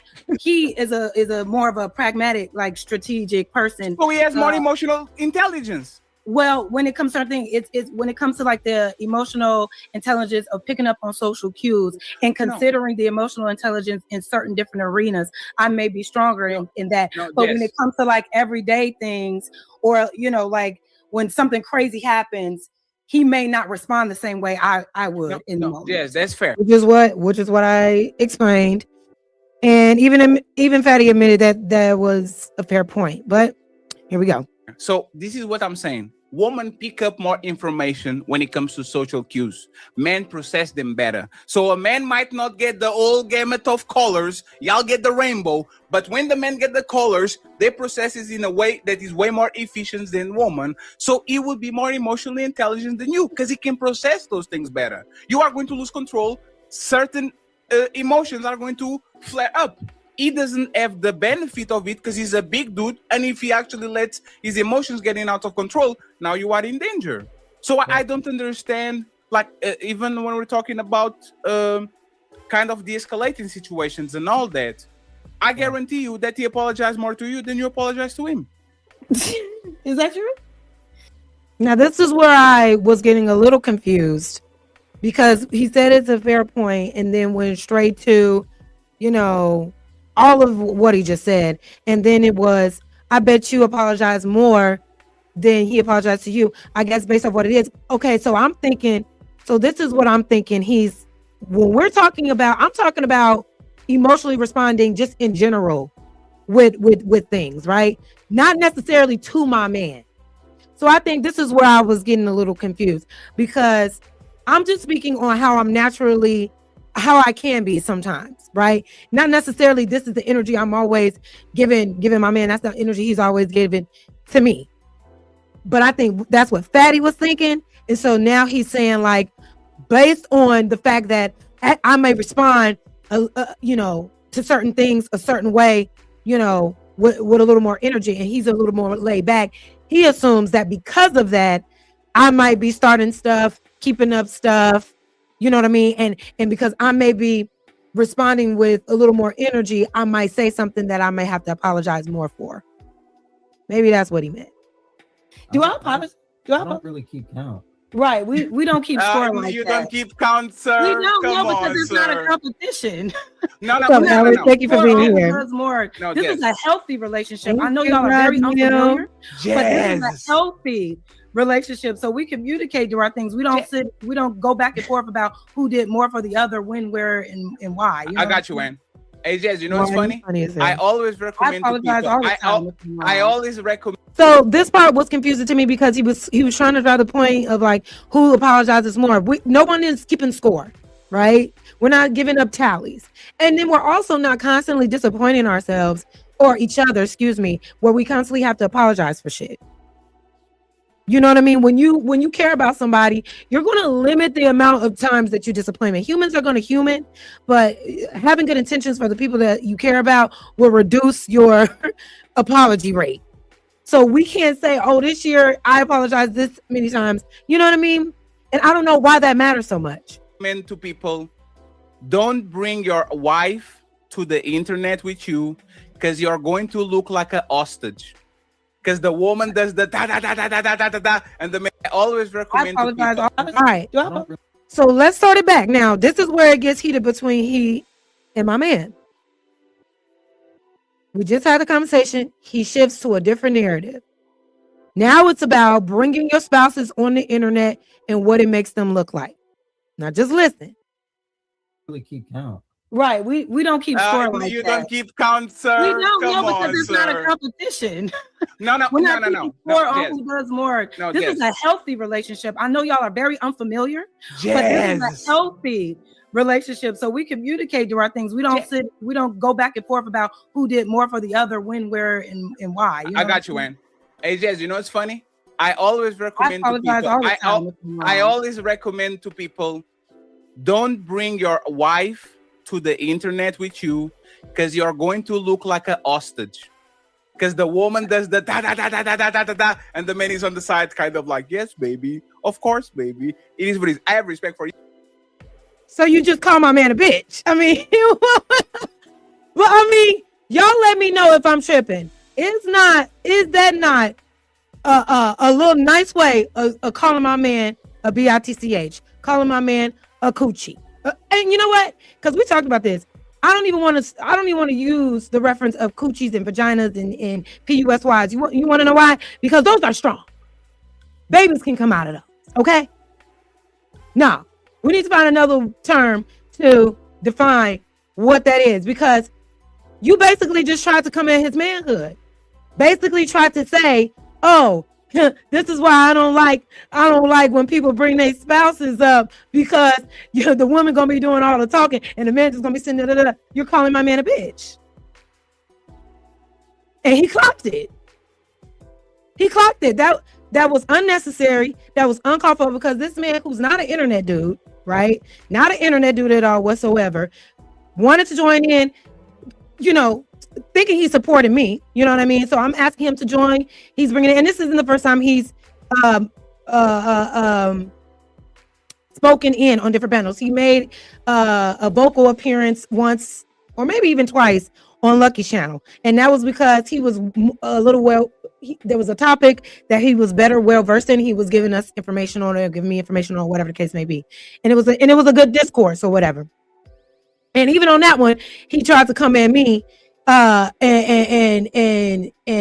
because Fantastic was there, and that was a whole nother story. But anyway, y'all can check that video if it's still up on Lucky's page. But so in this moment, he was being honest. There's no reason for this man to showboat or front, and there's no reason to try to say that he's not being honest, because I'm sitting there. You're trying to little bow wow this man. You're trying to make it seem like he's pussy and not being able to speak freely because I'm sitting here.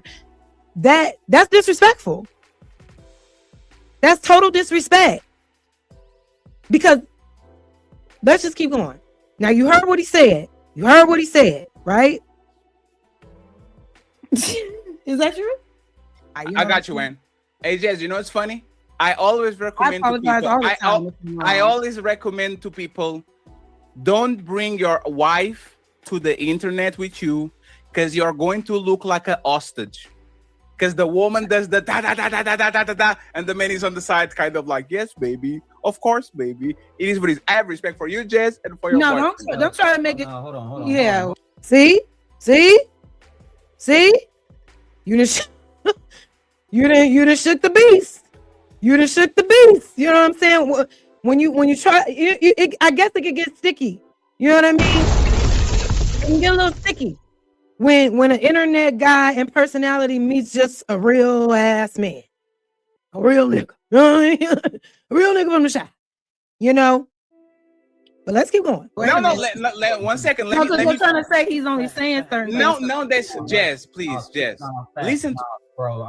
Let what you agree. At the end of the day, I'm a nigga from the shop. Why are you beating on your chest? I'm never gonna be a motherfucker that hold my tongue for anybody. So let's straight that shit up right now. But why? He checked the disrespect out the gate. Now, Fatty want to say, I mean, was he being animated while he was talking? Sure. But of course, they're going to run with that, right? They're going to run with that. But to make it seem like this response wasn't warranted, because I don't know if it would have been such a calm response had you said that shit to him in person. You know what I mean? Person when I'm around her, I'm gonna tell you right now. Why are you beating on your chest? You're not beating on his so chest. When I want to say something. He's clapping.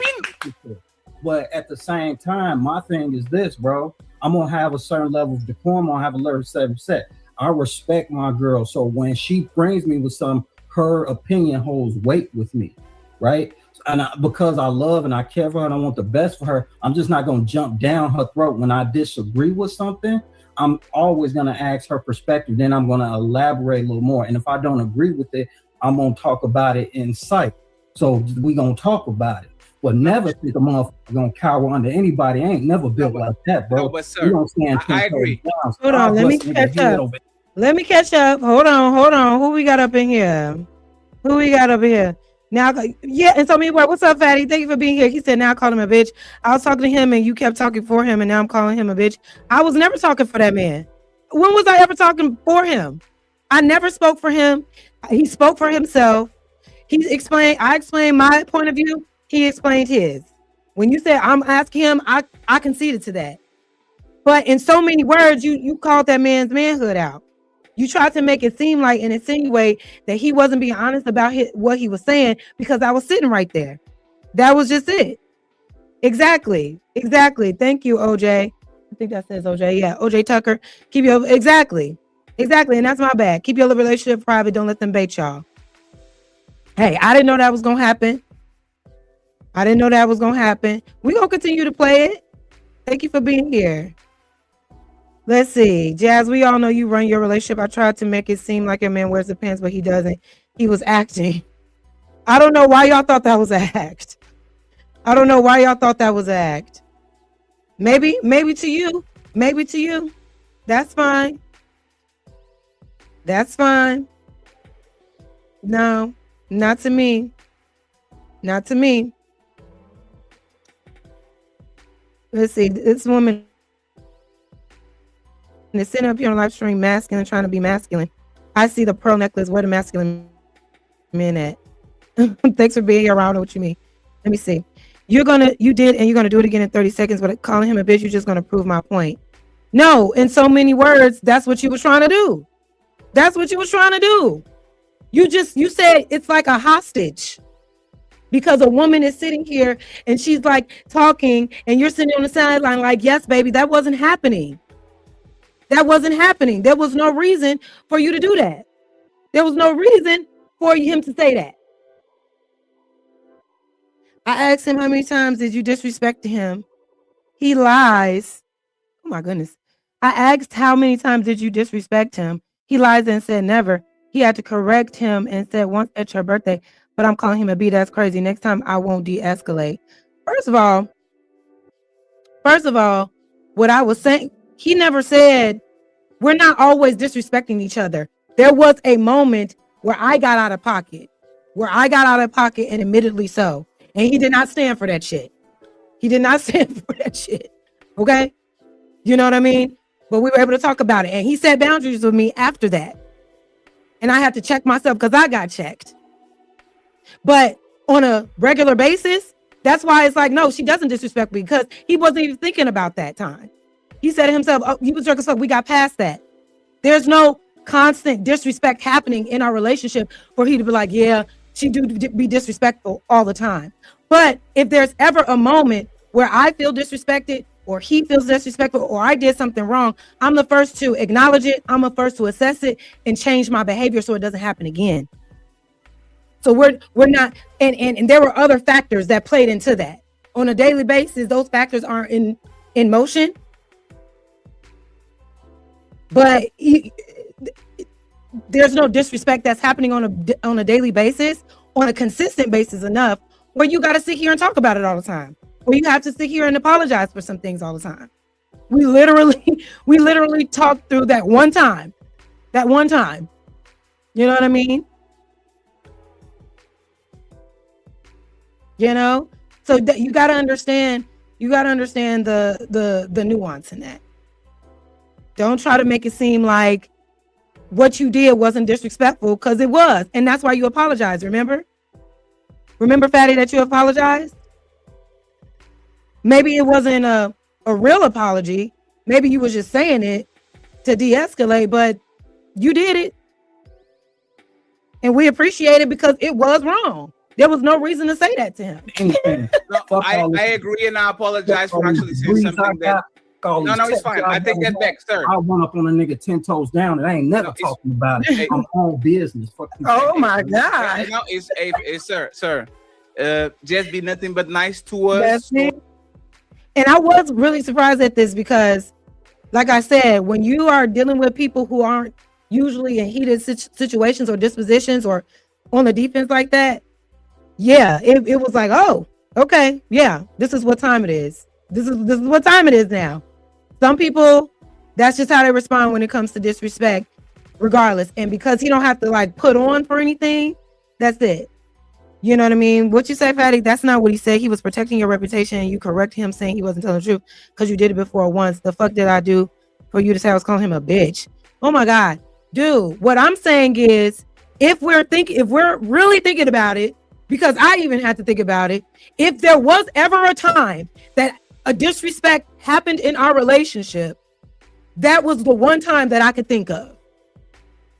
That was it. It wasn't that he wasn't even thinking about that either. That wasn't even on his mind. I had to dig into okay, if we're going to talk about a time where I had to apologize because I was disrespectful, this was the one time that it happened.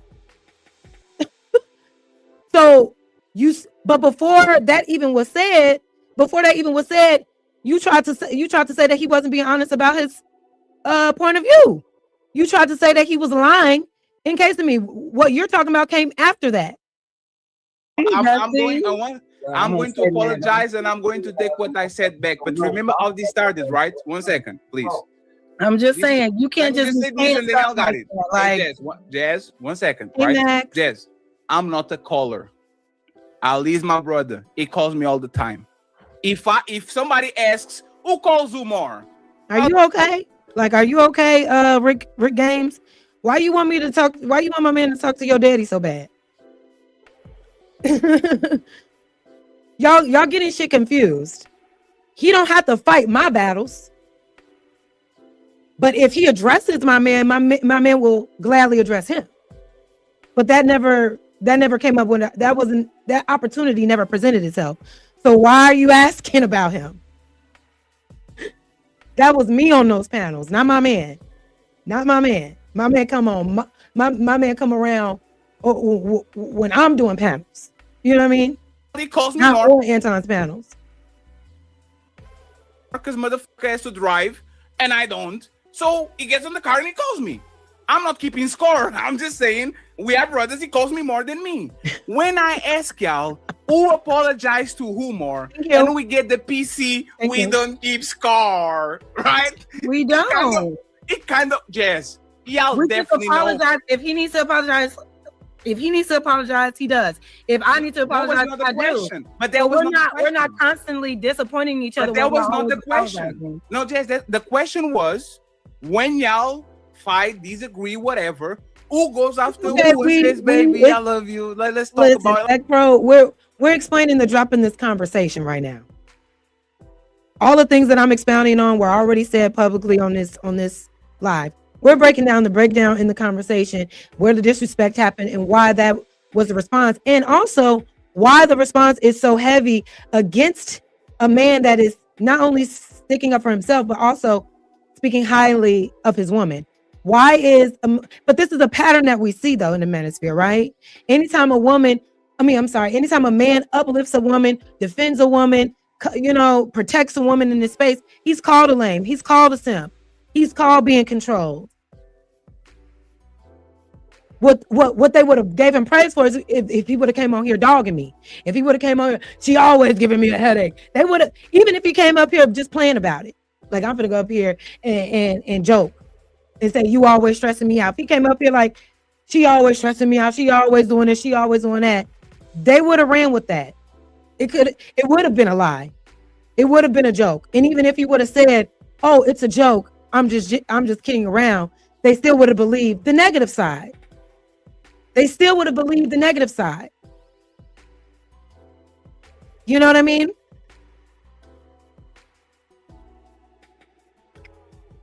So it really doesn't. It really doesn't matter. But I hear what you're saying, though. Thank you, Sharon. I appreciate you being here. I hear what you're saying. I mean, it is what it is. Betty, you know you wasn't right for saying that. You tried to call his manhood card in that moment. Tried to make it seem like he can't speak freely or honestly because I'm sitting there. You basically call him what I said that you insinuated. I didn't say you said the word, but that was the insinuation based on that type of language. Like who goes after who more? I don't even know how to answer that. We don't go after each other. Oh man, Jazz. All my girlfriends, I had to go after them when we got into this is the experience of most men. We get mad, the woman says, nothing. And we have to say, well, come on, baby, I love you, let's talk and all that. Yeah, immature. That sounds like an immature relationship. So y'all don't do that? No. If I am wrong, if I am wrong, trust me, I have been wrong. I have started arguments. I have held myself accountable and who does that more? And came to him. There's no more. We don't. There's no more. There's not one person. No, we don't do that. So there's no more one person. The arguments I was talking about was during my birthday weekend.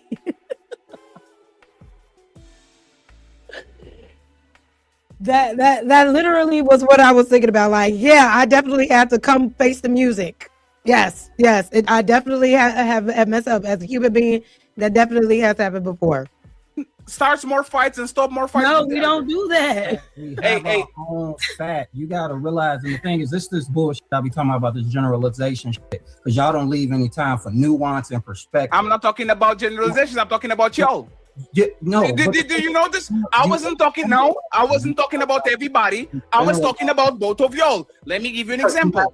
No, you just referenced one of your relationships and how you move in relationships with women, and then say y'all don't do that. And we're like, no, we don't do that.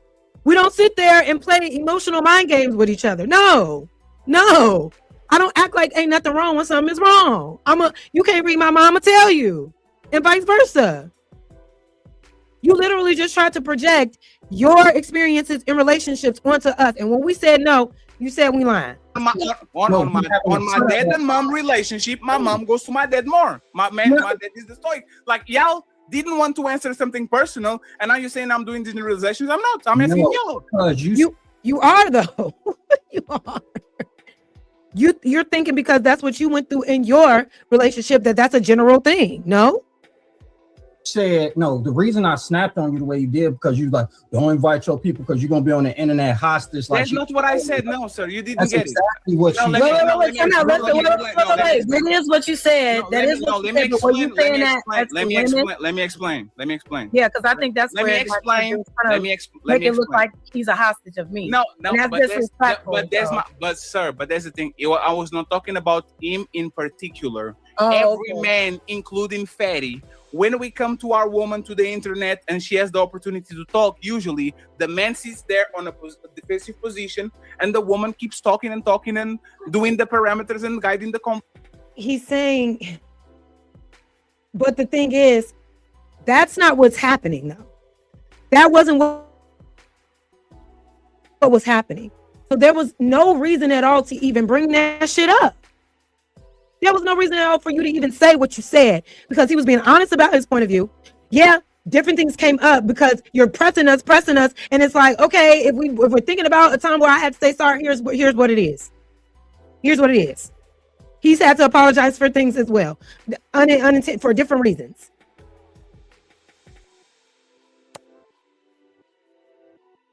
I don't get it. Conversation. This is not. That's not what's happening here, though. So why even bring that up? Because he's giving. We're not doing that in this moment. So why even say that? Because when I ask you something that is very quantifiable, who apologize more, who goes to who more, he said, well, you said, or he said, we're not keeping count. We don't keep score like that. We're being honest. We're not always fighting or I'm always starting stuff and I gotta come and apologize. It's like, and if y'all not always fighting, it should be very easy to say it was 3 times and the 2 of them I came to you, because it's. And you see how he's push, and this is where you bring up. It's like, well, shit. Let me dig deep. That's how rare. That's how rare it is. You got to think about it. Like, damn. When was the last time we actually got into it to the point where we chasing each other to apologize? That's how often it doesn't happen. But for some reason, it was hard to grasp. Very low. When something is rare, I know for a fact, this happened in 2019, 2021, and 2004. The 5 times we fought, 4 times she came to me and we started the conversation. Can you do that? Can y'all do that? These dynamics, like, it's like if I do something wrong, I'm going to admit that I'm wrong and apologize. How many times does that happen? What does that matter? What does that matter? As long as we're holding ourselves accountable and apologizing, why is it like, okay, this year I apologized this many times, and this year he apologized this many times? Like, no, seriously, I just need to know why does the count matters? Why is that more important than actually apologizing, holding yourself accountable, and changing the behavior so it doesn't happen again? I don't get it. What's the confusion? Like, oh yeah, like who's really counting like that? Who's keeping a tally of how many fights they had and who apologized first? Who's doing that? I've never had to do that in a relationship. Unless we're doing it all the time. Like, I don't get it. I don't get it. Why is the number of times of who apologized more important than apologizing and change the behavior? I would argue that the latter is more important. It helps to understand the relationship dynamic. Who cares? You said what? Because he helps understand the relationship dynamic. If y'all knew that Ali and his girl fought 10 times, and of the 10 times she came to him to talk, y'all will say something is wrong here. Like, why is she always going to him? Y'all will judge him. Y'all will say, you see, but it's because Ali is this and all that. All of a sudden, y'all don't know how to count. But once again, Fatty, you generalizing. So my thing is to answer your question in regards to talking about when we go back and forth. Like, there are situations in my life when I'm heated, because I'm a type of person where it's gonna build up on me, then I'll explode on your ass, right? And unless it's more like when I really got to jump ship on you. But when I have situations with Jasmine, there's sometimes where there's stuff that I don't want to hear from her. And maybe it's my emotional state right now in that moment where I'll walk away from it. Then I'll come back because it gave me a time to simmer down and compartmentalize, right? And then we go back and we'll have a conversation. I know Jasmine's emotional highs, and she'll get really high on something, and I'll say something, and then she'll be like, "What you talking about?" She'll do that, but then she'll come back. So I asked him about this today because I was like, "What are you talking about? When do these moments happen?" But it's like there's moments where he's like, if you're gonna, if you do something this way, there's if you do something this way, this is what you're gonna have to do, right? You're gonna have to maneuver like this now because you're in this kind of space. You're gonna have to be on guard. You're gonna be like this, and I get frustrated because it's like, damn, why can't I just be? It's not that I'm mad at him. It's just like I don't want to hear in that moment that, oh my God, I got to change so much of myself just to be a part of this thing that I'm trying to do. You know what I'm saying? Like I in the moment, it's just like, oh, I didn't want to have to hear this. I didn't want to have to hear like, yeah, if you're going to do this, you're going to have to play chess, not checkers. You can't just be open and honest and free. You got to move like how they move. And I just like, and then you go away, and then you be like, okay, babe, yeah, I see what you're saying.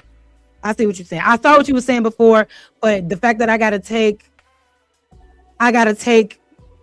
different steps outside of just being myself, it's frustrating. So that's what he said he was referring to in that moment. Patty's back, okay. See, y'all don't even agree with each other. A relationship doesn't mean you always agree with each other. A relationship doesn't mean you always agree with somebody. There are disagreements. They didn't say much, which is surprising, but it's okay. He said you have more emotional intelligence, but everything y'all said show he actually has it more. He said you never disrespected him. I said I have more emotional intelligence in certain situations. If that's what you're saying, then what we're saying is correct. I said he has more in certain situations. I have more in certain situations. It depends on the situation. So if this is what you're interpreting, that he had more, he was probably thinking, and he made it, and he said it like he's very analytical. So she picks up on better social cues in certain situations better than I can. He didn't say overall. So I don't know. No, you're not wrong for asking questions. You just didn't accept the answers, Fatty. Well, you just didn't accept what we had to say. But let's keep going so we can move on. Was like, hey, you ready to talk? Like she has to do the same thing. But the thing is, we're not counting those things. We're just knowing who we are as people.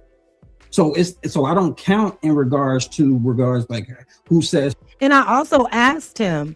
I also asked him. I said, when I respond like, like maybe in a frustrating way, how does that make you feel? Like, do you feel emasculated? Do you feel demeaning? Even if I'm not being loud or boisterous or disrespectful, just me like, I need a second. Like, does that make you feel away? And he told me no. He told me no, because it's a human response. Sometimes that's just how humans respond to things. But at least you evaluate it and you come back and we talk about it. But do I feel disrespected? And I think that is something that you should do. You should ask your partner or your spouse, when you react a certain way, how does that make them feel? Even if it's not about them, even if it's not about them, how does it make them feel when they're just there to help? You should consider that. Those feelings from them. Who says things first? At the end of the day, I love her. I care for her. I want the best for her. So I'm always going to keep it a buck with her. Right. So the thing is, no matter if she hears that shit or not, I'm gonna say it regardless.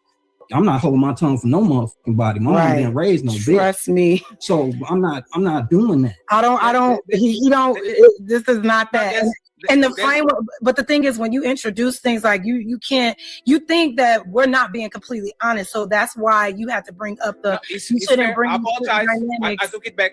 No, Jess, I am assuming I took it back. Jess, he said, I don't hold my tongue towards her or nobody. Do you hold your tongue towards him? No. But we're also not disrespectful. Yeah. That's why we don't have to hold our tongue. Accountability isn't laced in disrespect. You can check them on and hold them accountability. Right. And do it in love. So Jess never was disrespectful to you or you to her? No. Never? No. How many years? I've known her since grade school. Wait a minute. Now, wait. Well, 20 years I never. On my birthday. You see how all this came after the fact? We had all the conversation, because Fatty is in here saying, you first said this, you first said that. This was way after that. Way after you denied we was lying about everything. Way after the situation itself, right? So he's like, no, because he's not even considering that one time. You see what I'm saying? You was drunk as shit. I was drunk as shit on my birthday, and I was tweaking, and that was my bad. And I checked your ass. And he checked my. So one time in 20. And he did, y'all. I thought I was gonna get dumped. I thought Auntie was getting dumped.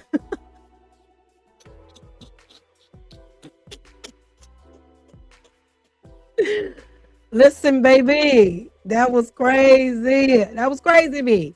It was a lot. It was a lot going on. It was a lot going on. What I'm saying, Fatty. Before he even said what he just said, you already tried to pull his card and try to say he's not being honest about apologizing, me apologizing, et cetera, et cetera. You're thinking that there's so much going on for him to say immediately, oh yeah, she always get disrespectful. He wasn't even thinking about this one time that I had to bring up.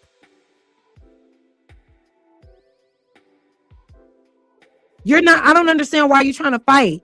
You pulled his card for no reason. You couldn't accept the fact that we don't keep tallies and scores on who apologizes the most. You kept pushing and pushing. And I'm like, okay, that one time, I got a little I got a little off or whatever.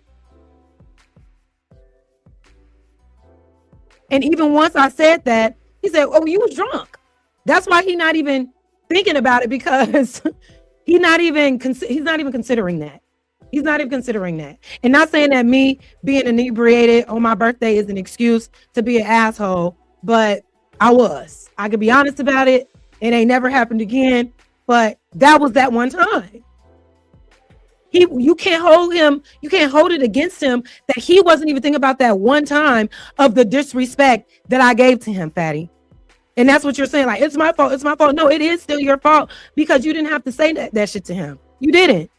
You should have just appreciated what he brought to the table and moved on. But you tried to, you said it's like you're a hostage. That was unnecessary when he was literally being honest. Years. But that was it. You said what? One time in 20 years. Yeah, because we were friends before anything. So after y'all got together, how many years? Well, we coming up on 2 years officially. Hey, yeah. I want to be invited to the wedding. Yes, that's what I want. And thank you very much. Well, you gotta be nice. And sir, thank you very much for coming to the microphone. I appreciate that. Thank you very much. I'm just saying, man, don't joke the last, man. Ask better questions. Hey, and welcome to the show, and that was the end of that. And this guy had more commentary. He tried to say some slick ass shit towards the end. Say, man, shit, babe, I'll buy the damn food. Food is on me tonight. And a man who is just as emotional as you are. Like, cut it out. Cut it.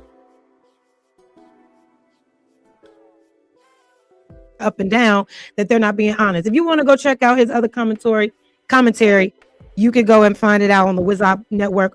His understanding of consent is from implied consent because of nostalgic for college. So popping. Here we go. First, right? What's his name? KB, the WizOp, the Bam, or whatever. Y'all could go and check him out and see what he had to say.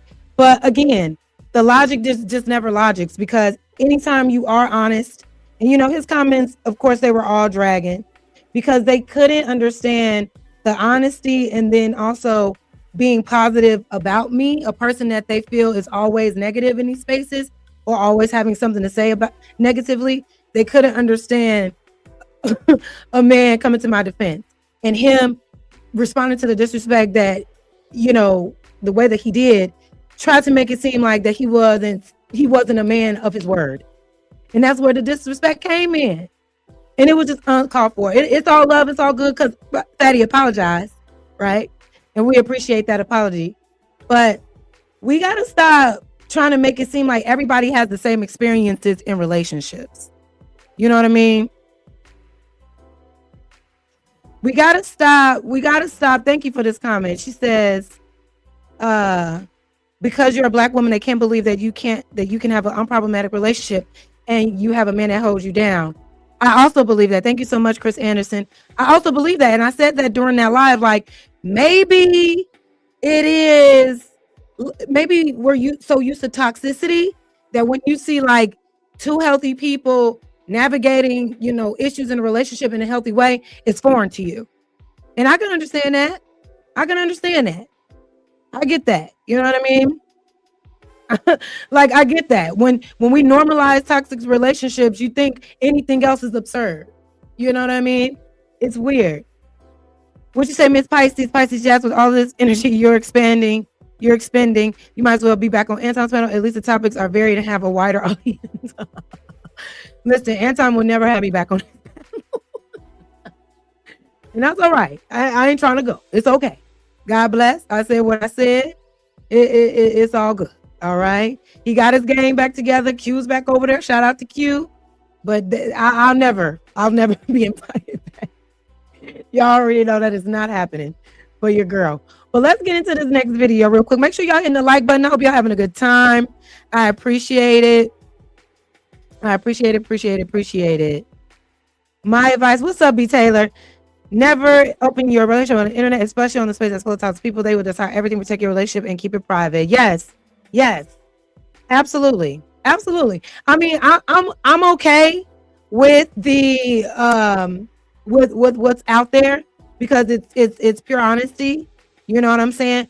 But moving forward, we're nipping that in the bud. They can believe whatever they want to believe. Before my man even spoke a word. You know what I mean? They was already calling him names and stuff like that because nobody could ever just be with me and actually like me. You know what I mean? Nobody could ever be in a positive relationship with me. You know, so it's okay. It's all good. You live and you learn. You know, I know this isn't the first time. And it won't be the last for a lot of people, but I appreciate you being here. I appreciate you being here, Miss B. Taylor. Y'all get the likes up. Get the likes up. Thank you so much. And let's get into this next video, shall we? All right, so oh Lord. Now this was crazy, y'all. This was crazy. Because this is a therapist ass mofo, right? That I thought was cool. You know what I mean? I thought he was balanced. But the more I listened to this guy, the more I realized just how red pill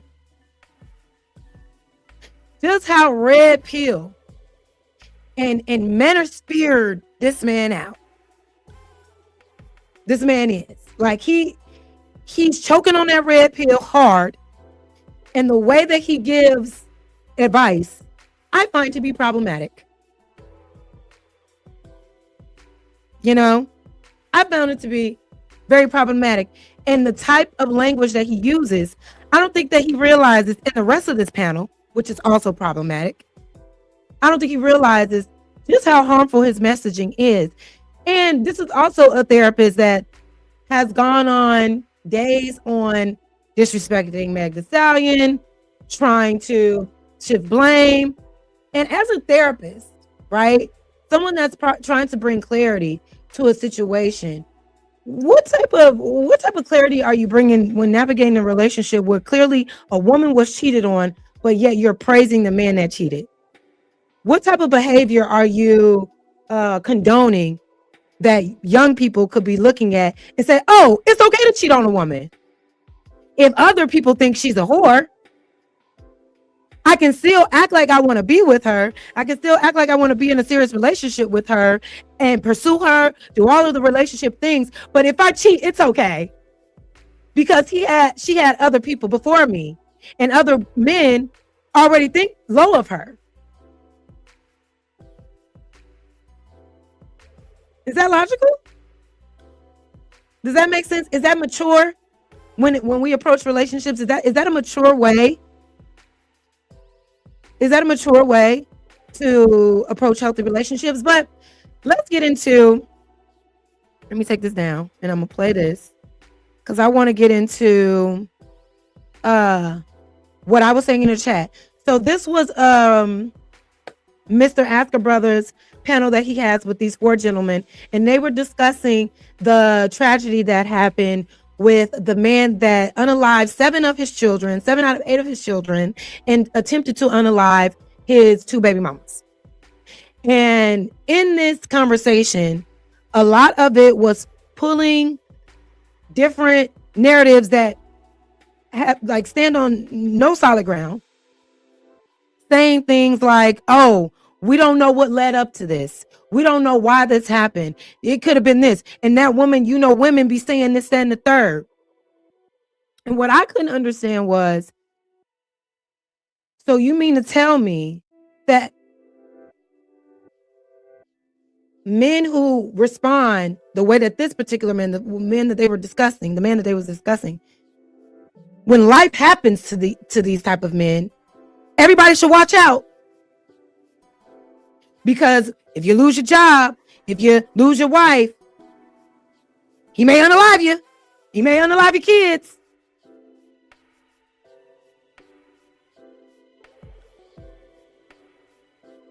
He may unalive himself. Now, I get times get hard. I get that. But what are we going to do to acknowledge the mental health before the things happen? Because we're always talking about mental health after the fact. After something happens, after a tragedy happens. So during this live, you know, I'm in the chat. You know I'm in the chat and I'm talking about shit now. Did I use curse words? And I made sure I went back. Did I use curse words? Did I threaten anybody? Did I say anything crazy to anybody? No, I did not. But what I said was enough to trigger this man, to go off on me, to call me out by name. So we're going to take a look to see what was said. And I want to know y'all thoughts.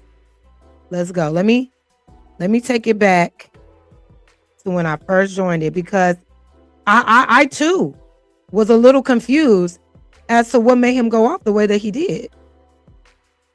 Okay, so we'll start it from here. Let's go. You know, I've been monitoring the coverage online, and there's been an interest, a great interest, in attempting to kind of peg this on, you know, patriarchy, which we've talked about on this program, and you know, this idea that, you know. Wait a minute, y'all. What happened to his chat box? Okay, there we go. I want to see the chat. All right. Where'd it go? I don't know where it went. I don't know why it did that. Y'all, it didn't disappear. Man. Anyway, when I entered the chat, I said, yes, a panel of men talking about a dangerous man and shifting the blame. I don't know why it's not showing me the live chat, y'all. Why the coverage online? And there's been an interest, a great interest, in attempting to kind of peg this on, you know, patriarchy, which we've talked about on this program. All right, so I came in kind of swinging, but not in a disrespectful way. So I said, of course, instead of discussing the heinous crimes of this murder of children, we somehow have made it about Black women. SMH. Yeah, because what are we talking about? If we're not talking about the crime itself, what are we talking about? And why? If we're not talking about the actions that this man chose to take, then what else are we talking about? Right, but this is a therapist though, right? Okay. And you know, this idea that, you know, Black men have these ideas and views from on high to, you know, put upon ladies. And I've also heard a backlash. And this is interesting, Jeff. I'm also now starting to hear a backlash against the idea that mental health plays any role in this. No, it's not a backlash. It's the fact that y'all don't care about mental health until after the fact. It's the fact that y'all don't go and see about yourselves until you crash out, until you end up in jail, until you end up unalived. That's where the backlash comes in, because there's no talk about it before it happens. Now that's interesting. Now that's interesting. By the way, very nice blazer, by the way, Jeff. I approve. And if you don't know, this is Mumia. I know y'all know who that is. That's another Manosphere man. He is literally the first son of Kevin Samuels. The way this man talks about Kevin, the way this man reveres Kevin Samuels, and lifts him up in this man can't have no conversation without mentioning Kevin Samuels. That is that man's daddy. And he is so sad that man is gone, you know, and God rest his soul. But he has a very strong disdain for women. And that's why in the title, I also put, is the manosphere safe for women? Because somehow the rhetoric, it doesn't make women, like if I was like a woman just listening to this, not knowing them, I would find what they're saying. I would not want to be around a man who thought in the way that they did. So let's keep going. That's interesting, because wasn't the argument that before these horrific events took place in April of 2026, wasn't the argument for the past at least 2-3 years that I can recall, wasn't the argument that Black men writ large needed to seek more mental health services, counseling, therapy? Yeah, and y'all don't. That's the problem. That's the issue. Outside of that, it's beyond mental health at this point. It's beyond mental health at this point. Therapy, needed to learn more about emotional intelligence, etc. at all. Wasn't that the argument? Yep. So now that we have these admittedly horrific tragedies, no question about it. Now, look how quickly they jump from the tragedy to go to find someone to blame. It's a tragedy, but look at all the people talking about we didn't care about mental health. That's what we should be talking about. We should be talking about the pushback.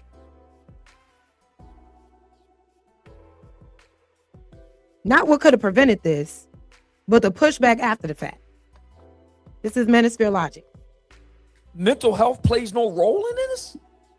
That this is the result of black men aping white hegemonic patriarchy? That's the argument now? I mean, it just... the need to, you know, I'll say it this way. You know, as everybody knows here, I have been very, very fortunate to help create what has become known as the Black Manosphere Conclave. And the Black Manosphere Conclave.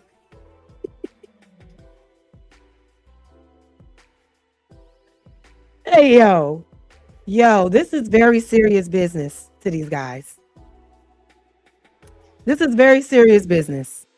All right. This Manosphere stuff, they take very seriously, but they don't realize how harmful it is to themselves and other people that they are, you know, influencing behind this. But anyway, so I'm gonna fast forward it a little bit to when Jeff St. James starts to get really triggered by my discourse in his chat. And the only reason why I go over there is because he said he's had me on his platform. Now, I also want to make note of this. When I was on his platform, his whole entire chat eating me up, talking crazy to me. Do you think he was like, hey, chat, slow down? She's a welcome guest. We're here to hear other perspectives. No. He laughed and said, well, she don't talk to me like that. She don't talk to me like that. So I go over there sometime because we've had conversations, you know, on the phone. That's why I thought that he was cool. But I can see now, especially after this, not who I thought he was, unfortunately. And maybe I'm not who he thought I was, right? But I come in, I don't give the echo chamber that he says that he doesn't want. I ask questions. I'm pushing back on what the panel is saying, like all chat members do. But for some reason, mine was shaking the table this time. So I'm in the chat and I'm saying, I really hope. Mrs. Plum was addressing me right afterwards. She said, it's not that we're not discussing aspects of what has happened. We are trying to understand the cause so that we can, as a community, prevent further incidents. The cause is that a man lost his mind, lost all common sense, and picked up the gun to unalive people. There's nothing else to discuss.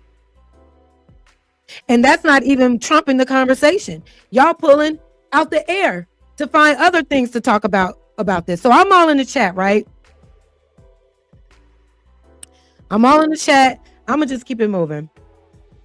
Comes to relationships, and so if it were me, hypothetically, the first thing I'm going to do is say, "Hey," because we're gonna have people in the chat. That's what that is. You know what I mean? And so he's about to show a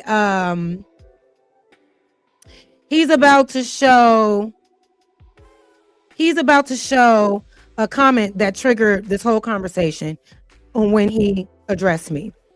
So let's get into it. If y'all want to see the chat replay, I don't know why I won't play when I got it large like that. Y'all gonna have to go over there and see it because it won't let me do it for some reason. I don't know. All right, let's go. And I think that that's where we need to go. Period. Point blank. You know, it's not about yelling and screaming. It's not about hitting. It's about, okay, if you don't want to conform, then I am going to pull myself up and my resources in the fear of losing everything because somebody lost. Have you not Dr. Dre? You ain't Jeff Bezos. Self-harming thoughts that he's been struggling with for years. Because we're gonna up with certain disrespect. Okay, but that's me. You know, I'm old, but I digress. I'm going to show a comment that I think captures what an initial issue is and why it is that I think that this conversation is going to matter both now and going forward. Gentleman, UFO Kamikaze 1 says, if I had no say in the relationship, then I feel no obligation to explain or solve anything that resulted from it. Brutal honesty. And this is them saying that, why should men care about these things? I don't have to solve anything for what's happening in the community. Why should I care? I didn't have a say-so in it. But these are the protectors and leaders of communities. Protectors protect. Not just protect their best interests, but protects the collective. So when you see somebody within that collective that's doing harm to the people, as a leader, what should you do? As a leader, what's the best form of action to resolve the issue? Do we stand by and let it happen on its own and let it keep forming and growing into a bigger ball? Or do we step in some way, somehow? Let's keep going. Technically, he's right. We didn't know who these people were. The overwhelming majority of us are talking about it, don't have any relationship with them at all. But when we have these types of conversations, because we're going to have people in the chat who's like, oh, you're going to be blaming women or you're not doing enough to talk about the men. I'm going to reiterate for everybody. He's addressing me now. This is when it gets good. This is when it gets good. Wait a minute. Ron, are you talking about me? What's it giving? What's it giving? It's giving stuff for why? What? It's giving wiping. That's cool. I like that. It's all right. Thank you for being here, Ron. I think you knew, but thank you for being here. I see you've been kind of roasting me a little bit. It's all right though. Let's keep going. That's watching right now. If you're not trained to actually help with this, if you don't work and do it for a living, you don't even know why it is that I'm about to say what it is I'm about to say. So he's saying that unless you got your certifications, your online certs in psychology or whatever practice that he does, you shouldn't even be discussing this. Speaking to women who are the number one victims of the very thing that you're talking about right now. Telling the women who are constantly being harmed by the type of men that you're discussing right now, you're telling us that we don't have a say-so in the conversation?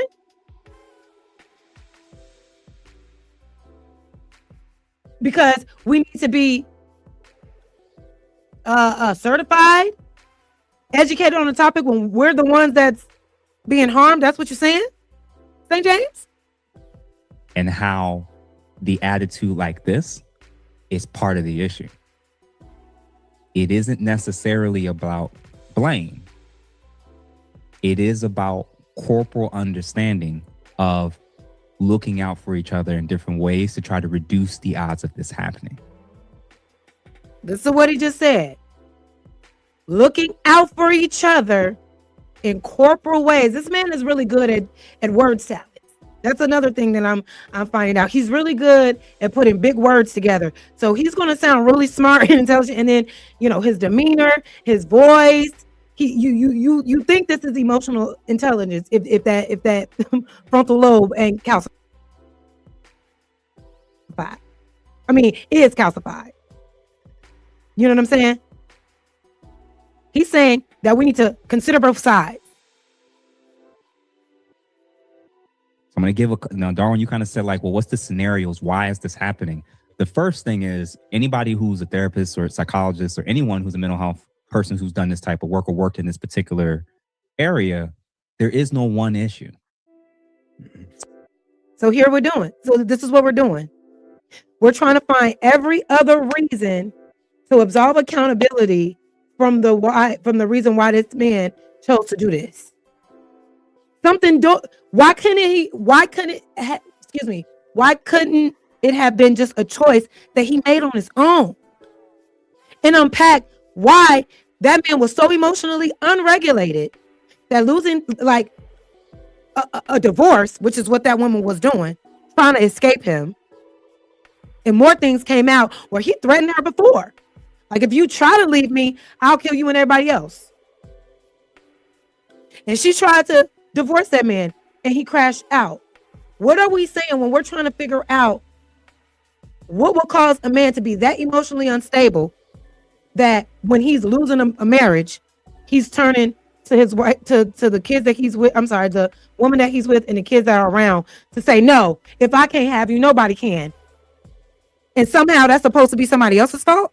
That's supposed to be somebody else's responsibility?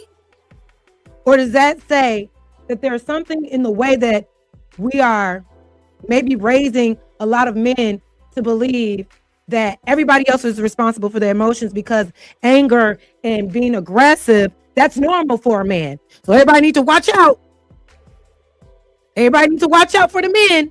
They're the protectors though, right? Let's keep going. Obvious. Anything can trigger it. A bad breakup, a divorce, children, loss of possessions, emotional loss, psychological issues, fear, failure, an overall feeling of devaluing of their own life and purpose. Typically what I've noticed as a major theme. Now, I just got off the call last night. Now, he just said anything can trigger this. Losing jobs, losing finances, losing your children, losing your wife. So when life happens,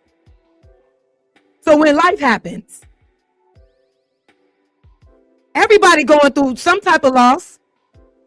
Life is about up and downs, ain't it? But somehow the emotionally logical species, as y'all like to call yourselves, the ones that are the most logical, that knows how to assess every situation with logic and with safety. Somehow when life happens, divorce, loss of status and career, loss of money. If a man crashes out and shoots everybody around, that's normal. No, we can't use those excuses because that would mean everybody out here killing everybody then. Because women are going through that too. Divorces, being laid off. How many black women alone were just laid off under this administration? The job market sucks.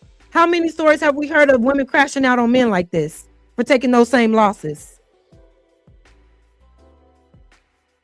Somebody I know personally who was telling me about his self-harming thoughts that he's been struggling with for years.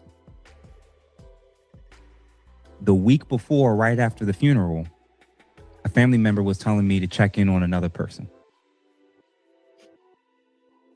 I've had 5 men on our men's group yesterday for self-improvement. A guy just shared with us and told us that his father passed on Sunday. This past Sunday. There's so many different things that can trigger this stuff. And for people to dismiss it, this is just another, when it comes to Mamiya, what you said about dismissing mental health, that comment I showed is how it starts. When you're not interested and you don't care. The problem is, Mr. St. James, y'all not, hold on, because y'all saying I'm frozen. Hold on, let me see. Let me move it. The problem is, y'all don't care. Y'all don't care. You're not caring enough about your mental health when life is happening to you. You're not finding healthy ways to handle that.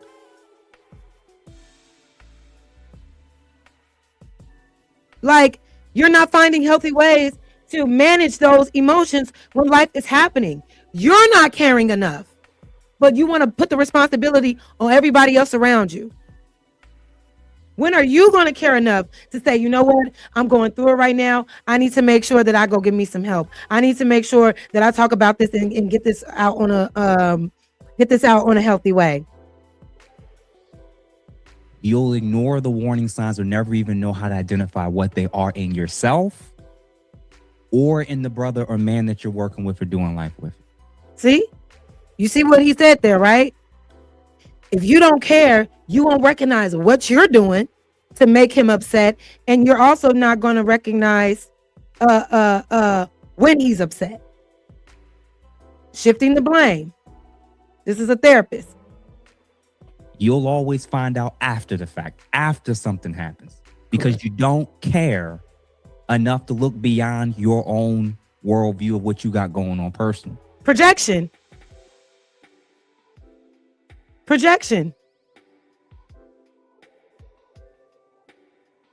I hear you. I know I might be freezing up. We got to keep it moving, though. We got to keep it moving.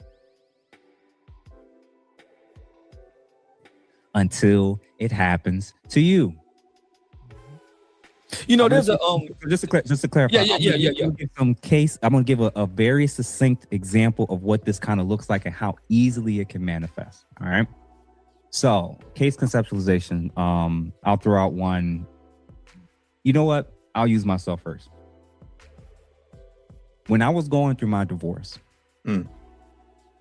in that moment, I started to adopt a mindset that I didn't choose on my own, wasn't conscious. I felt like I was stuck in a mental loop that most men that get to this point where they hurt themselves or other people get to. Correct. You know, that's one of the biggest risk factors for suicide is divorce. Yes. And you want to know what that mental loop. And what does that say? What does that say? What does that say? It takes a divorce. What's going on with men's emotions that the loss of I understand it can be rough. I understand. But just like marriage, everything doesn't last forever. Some may not. But who are you when these external factors are all gone? When it's all said and done, at the end of the day, what matters is what you stand on when everybody else around you leaves. Who are you without the career? Who are you without the accolades? Who are you without the money? Who are you without all of these external factors?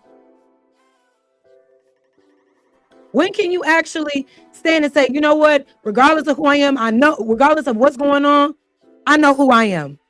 Exactly, Sharon. There goes the projection. Exactly. This sounds like nothing but projection. Projection that is turning into therapy.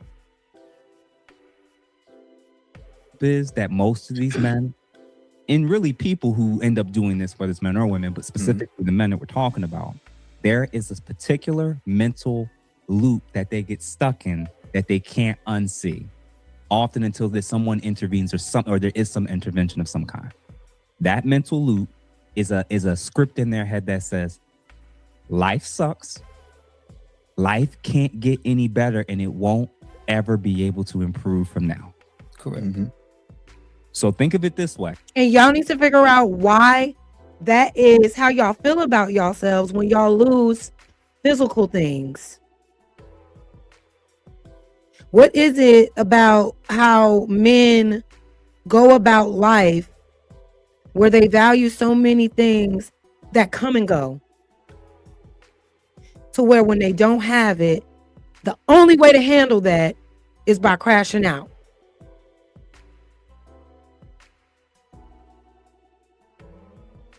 I don't know. When you feel like you're about to lose your marriage, access to your children, your home that you spent 20 years or 15 years building equity in, half your resources, we getting that, Tony. potentially having to live out of your car, the respect from your peers, your friends, and God forbid if the divorce isn't amicable. Here we go. When you feel like you're about to lose your marriage, access to your children, your home that you spent 20 years or 15 years building equity in, half your resources, potentially having to live out of your car, the respect from your peers, your friends, and God forbid if the divorce isn't amicable, because oftentimes and a lot of times it's not. And where's the data on that? Oftentimes and a lot of times that it's not amicable. Maybe so. They're not looking at it as a means of, let's just be fair. We're now looking at each other as adversaries and enemies. And going for the jugular. I have had men talk to me and say that if I fought for this, if I fought for custody. Here's the first excuse. Now we're just jumping all over the place now. Now he done went from, if I lose my peers' respect, if I lose my kids, if I lose my house that I spent 20 years in, I might kill you. I'm liable to unalive you. What are we talking about? Now, here's the first excuse as to why, well, some men don't do certain things to prevent certain things. Listen to what he says. If I fought for 50-50, if I did this or did that, she said and threatened me with, I'm going to say you touched the kids. Wow. Mm-hmm.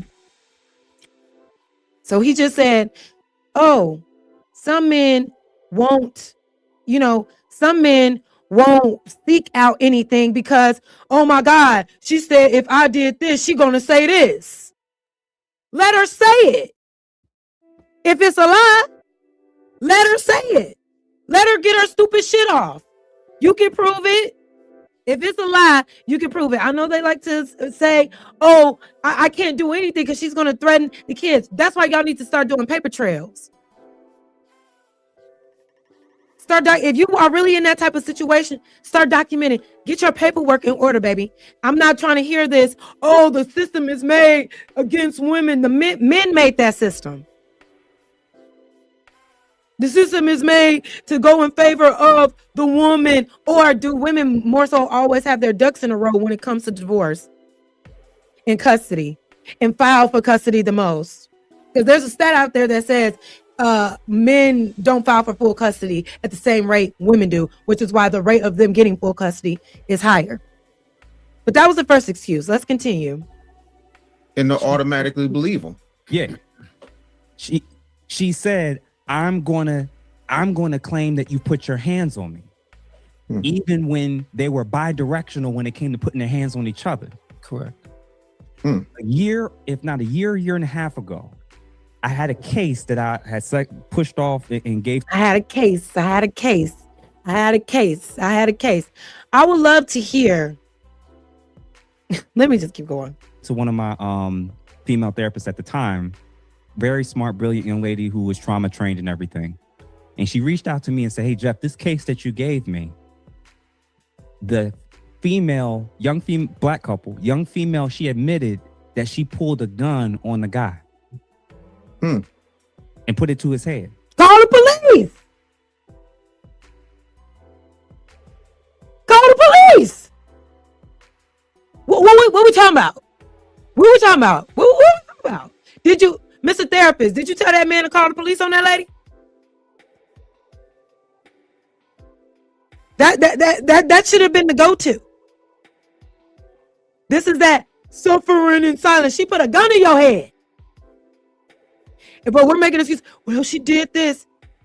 Where's the leadership? Where's the right way of thinking? Because clearly that bitch was being emotional, pulling out weapons. That lady would have been in jail.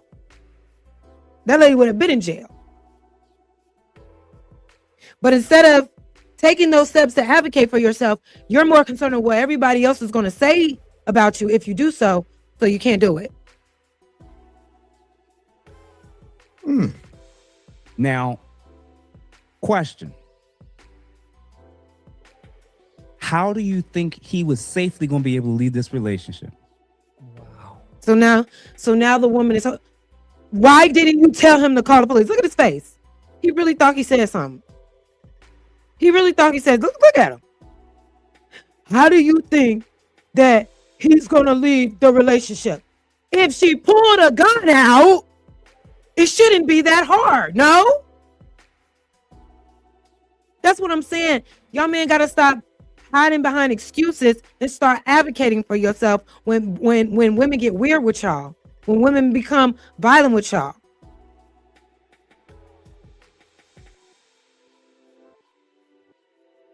Y'all sit here and be like, well, she did that, so I can't do nothing. I can't do nothing to protect myself. I can't do nothing. And then if she got kids with you and she pulling out guns, yeah, call the cops. What are we talking about? When we get to not just men's psychology and men's behaviors, that can be dangerous, that could be concerning and can lead to these outcomes. People always want to leave out the other half of the part. That there's also another party in the relationship. Now, this I didn't understand because we're talking about the case where the man unalived the woman that he was with. So he's saying we can't just focus on him because there was other people in a relationship with him. So we have to consider what could have. There's nothing about anything in the facts of this case that reveal that she was provoking this man, that she was disrespecting this man. But because you don't want to just focus on the criminal who did the crime, you have to assume, oh, she just had to be provoked. You have to consider that. And what also gets me is that if it was in reverse, there will be no mercy. There will be no mercy. If the roles were reversed, there will be no mercy. There will be no, oh, he probably was provoking her. He probably was arguing with her. He probably was threatening her, threatening to leave her, threatening to take the kids. You don't know what was going on. Y'all wouldn't come with that same energy. Y'all would automate. She did it because these women are crazy. See, this is why women they're not good leaders, et cetera, et cetera. So what are we talking about? When you keep doing that, you're absolving all responsibility on the person that actually did the crime. You have to, if you're not practicing good, you're not doing good clinical practice. If two parties walk in and you're talking to one party the whole time. For those of you who've never developed an action plan for both parties, you don't even know, panderers, Jazz, all y'all that's in these comments and doing all this stuff. Y'all hear him? This is where it gets good. Tony Golden, if you're still here, this is where it's getting, and this is where you start going off on my ass.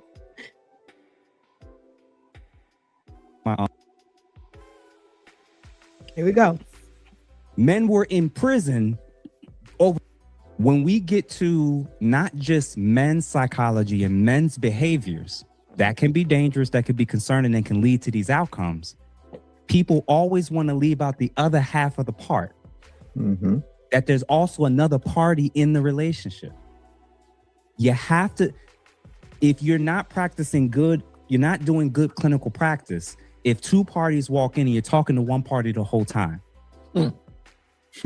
For those of you who've never developed an action plan for both parties, you don't even know, panderers, Jazz, the panderers, Jazz, because he's looking at the comments and I'm like, why don't y'all, I'm asking questions like, why don't y'all take your mental health seriously enough before something like this happens? Why are we talking about fantastical, like fantasy situations that aren't even happening, that we don't even know contributed to the outcome, and not just focusing on this man doing what he did?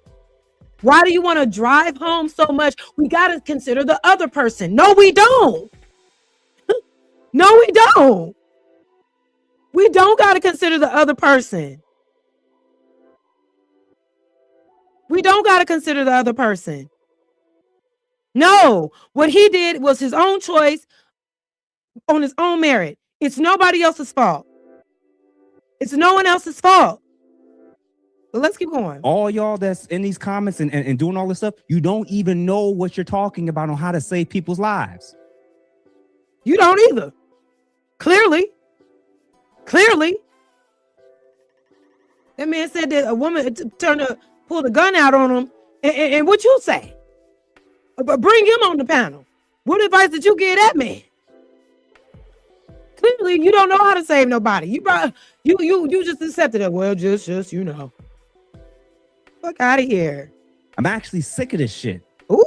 Y'all still viewing this as a team, picking a team sport shit. You've not saved people's lives. Men were in prison over stuff like this that I had to work with and hear their stories of how they got to this point. You don't care about how they escalated to get to this point. You don't care about what happened to them for them to think that this was fine. No, I don't care. I don't care. I don't. Why should I? Why should I? Why do you care more about all of the other shit that doesn't matter? That's what's harmful about your rhetoric. You're not focusing on what matters. None of that matters. And then on top of that, like I said before, you're pulling out of thin air scenarios that aren't even a contributing factor to what happened here. At the end of the day, that man was losing his wife. She was getting a divorce. She wanted to leave that man, and he couldn't take it. He couldn't take it. A breakup. Something that happens. And that's not enough for you to pull out a gun and unalive all your kids. That was so personal. What has to happen for you to say, I'm gonna unalive all these kids because I'm not getting my way anymore? And you want to sit here and talk to me about, all the contributing factors? No, there are no contributing factors that would make excuses for that behavior. Exactly, Virgo. He shot her too, and the other lady. He said, if I can't have you, nobody can. Nobody gonna be around these kids. I'm taking everybody out. Ain't no telling. But the assumption is he only did that because of her. He only did that because she was probably berating him. It's not messed up. What's messed up is shifting the blame, which is what these men are doing. My life says, ask a brother need to have a duo plat with Bruiser to talk about mental health in the Black community. Darwin is a former military vet and speaks on this all the time. Interesting. He didn't seem to have anything wise to say during this panel. You don't care about who was doing what and who initiated what and the things that were said to them that snapped. You don't care about none of that. You just want to own it at men do bad things. Yeah, when men are not in control, they do bad things. When men are not in control, they do bad things and they take it out on everybody else around them. That's a problem. We have to figure out, what is it about control, losing their grasp, that they want to turn to violence around the most vulnerable. That's still no excuse. Something that make them snap. A divorce should not make you snap like that. A woman just talking shit should not make you snap like that.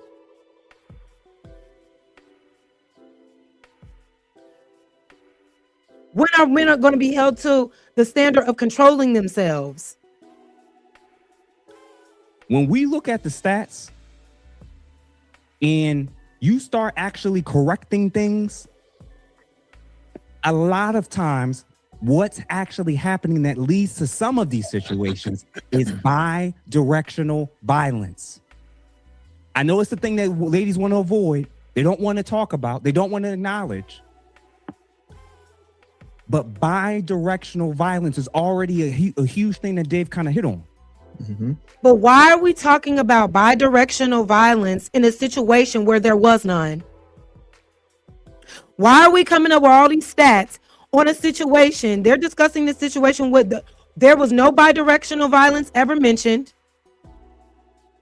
My bad, y'all. I'm trying to get these frames right. There was no bi-directional, and I'm doing this because I feel like when I have both frames up, I freeze. So I'm trying to stop that.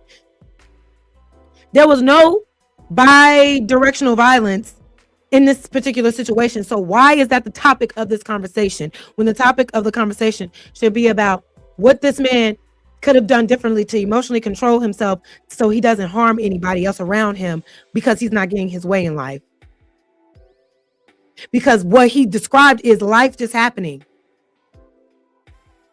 And men tend to be more inept to respond to them not getting their way in life with violence.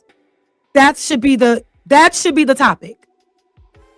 That should be the topic of the conversation. Not bi-directional violence that doesn't even play a part within the conversation. As a starting point, ladies and gentlemen, if you're noticing that the person that's sitting across from you or the person that you're trying to do life with has a lot of warning signs, which we're going to get to and go into for males and females. Recognize that the initiator, if they are a female, they can initiate it just as much as far as bidirectional. You know what? I'm going to say it plain, make it simple. Women are not more likely to experience violence in intimate relationships. They're more likely to die because of it. Yeah. No shit, Sherlock. Yeah. Yeah, that's the problem. We're more likely to be unalive. Most homicides are, especially within the Black community, are committed by men, right? The vast majority of the homicide, it says here, and I'm reading from the Federal Bureau. I'll share the tab. The vast majority of homicide offenders are male, around 85 to 90%. That means that most Black homicide victims, including men, are killed by other men, not women. Because he's trying to drive this bidirectional violence factor at the same rate. Black women make up a very small share of homicide offenders. Black women account for roughly, oh, my bad. Let me pull it up. My bad, y'all.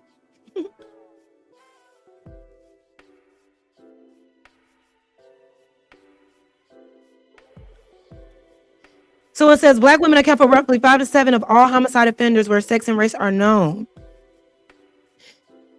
Most homicide is interracial, intraracial. About 90% of Black homicide victims are killed by Black individuals. Proximity, obviously. What does that mean? Most killers equal male. Black women equal a small amount of offenders. So again, because y'all love to say that we're focusing too much on the minority. We're fucking too much on the minority. But here you are focusing on the minority of women that does bidirectional violence within our community.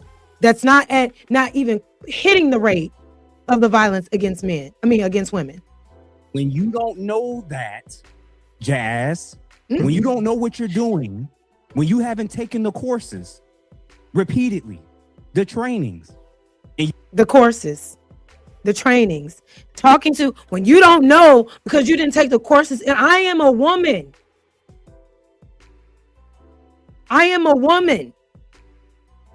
You can't tell the woman that faces the most oppression in this country, whether Black, white, or the other, us just being as women, we know what the situation is better than you could ever tell us about a gosh darn stat. And even the stats don't even back up what you're saying, because you're trying to once again, trying to shift the blame off of men and their significantly increasingly violent behavior towards women that lead to these tragic outcomes. You just want to say man bad, woman good. You don't understand that if this dynamic is the prevalent, this is the standard. It's not the prevalent. It's not the standard. It's not. When it comes to domestic violence between men and women, and oftentimes it's actually female initiated in terms of initiating the physical contact. Ladies, what we're going to watch is a clip. A lot of you keep saying men are predators and men are dangerous. Listen to this. I want y'all to hear this. Because he thought he ate with this, but he really just exposed himself. Just listen. When your mouth and your attitude gets going, you forget. You heard that, right? You heard that rage, right? This is who he really is. Let's listen. Hold on, let me go back. Woman good. You don't understand that if this dynamic is the prevalent, this is the standard when it comes to domestic violence between men and women. And oftentimes it's actually female initiated in terms of initiating the physical contact. Ladies, what we're going to watch is a clip. A lot of you keep saying men are predators and men are dangerous, but then when your mouth and your attitude gets going, you forget that. Did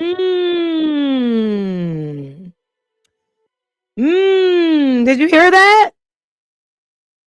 Y'all want to say men are such predators, and so scary, but you forget that when you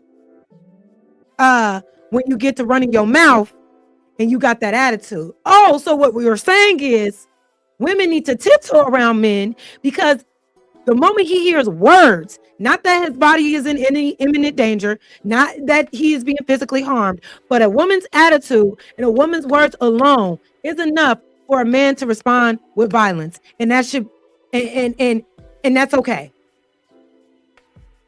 That's what we're saying. I'm gonna play it again. And he is using lesbian statistics, and those statistics have even been debunked, because they try to say, oh, it's women in women relationships that are most violent. No, that actually was a stat for women that become violent in lesbian relationships usually face violence in male relationships before. It's a trickle-down effect. But he conflated stats, and I was trying to find my chatty girl, because I asked her, I took a screenshot of that stat that he pulled up.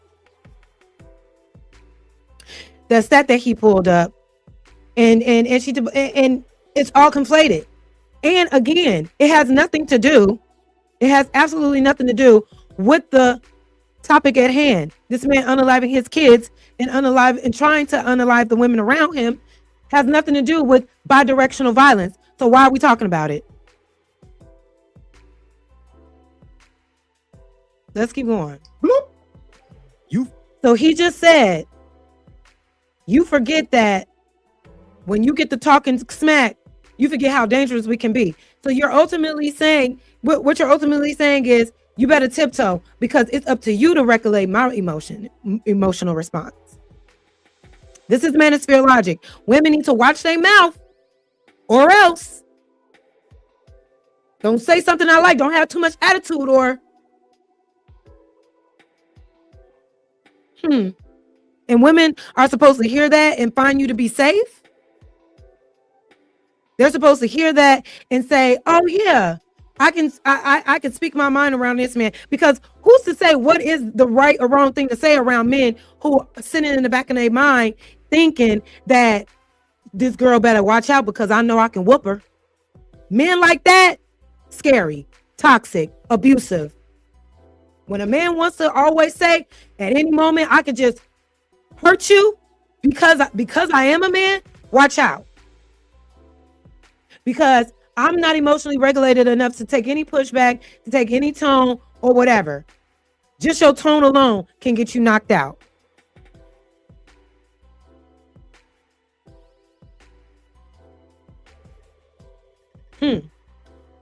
Forget that men and women and you wonder why these stats are what they are. You wonder why these stats are what they are. Black men being the highest in unaliving other black women. Men in general, the number one unaliver of women among all races are males, you guys. It's not terminal illnesses. It's not disease. It's other men. And mostly not because women are posing a physical threat, trying to take their lives and they got to defend themselves. No, it's because they know what they're made of. And they know that they can weaponize their strength if they're not getting their way. And this therapist is normalizing that, is condoning that. Actually aren't equal.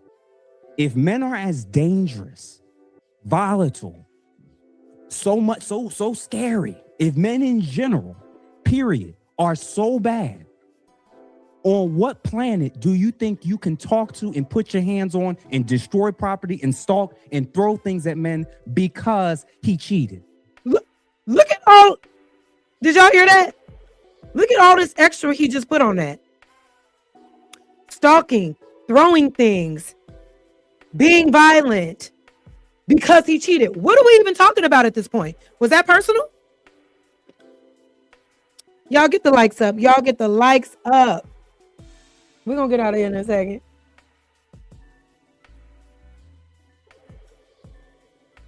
You talking about a whole bunch of stuff that doesn't matter at all whatsoever.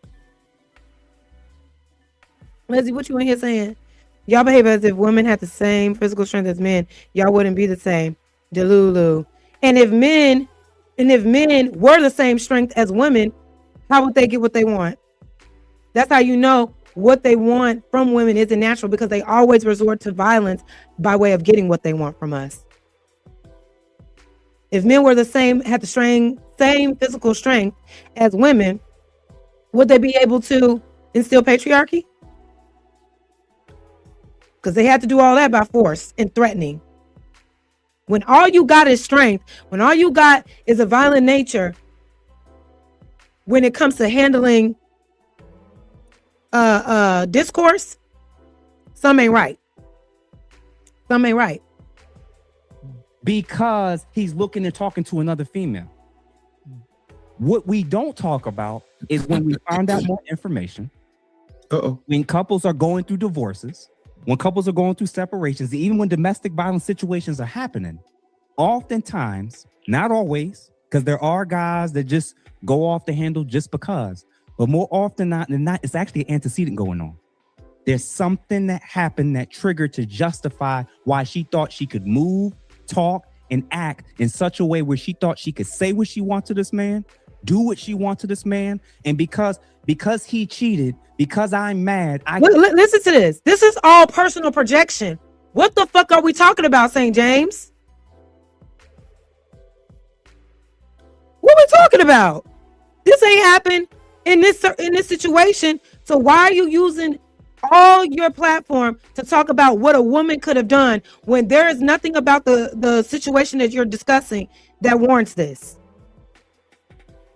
It's no other reason than shifting blame from the man, and putting it onto the woman. That's it.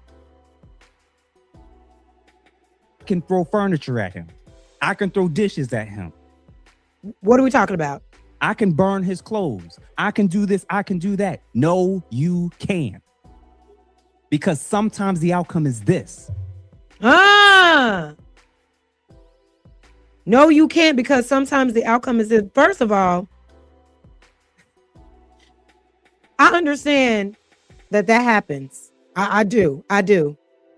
But instead of making excuses, because if a man is dealing with that type of dynamic, you need to start telling people to move around and stop just sitting there and taking it because there are kids involved. When that person is becoming violent in that way, you talking about burning stuff and just pulling out different scenarios to try to make a point that's irrelevant.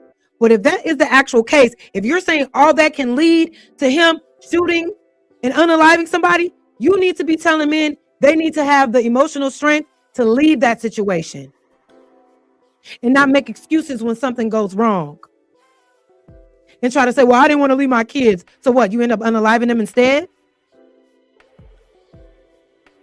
That doesn't make sense.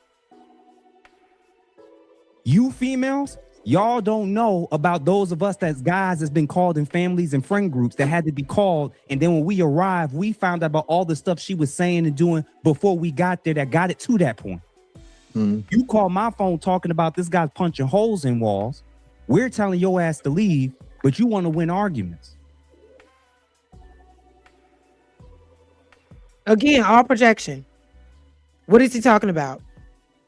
The name of this panel he was on was called The Threat of Violence, and he was discussing what does any of this have to do with the situation at hand, and how is it helpful, and how does talking about this stop the issue?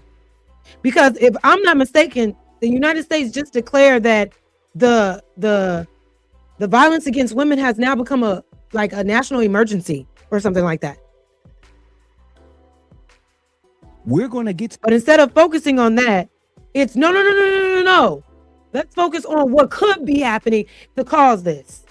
Not what's actually happening, what could be happening to cause it. The psychology of what men are doing, and I'm gonna, and what Dave said and what Ali said, Darwin said, we're gonna get to it when it comes to divorce, children, loss of possessions, loss of status, and how that can't be worth your life and the life of the children and the woman you're with. As weird as it sounds, if my wife decided, this is what this actually means from a.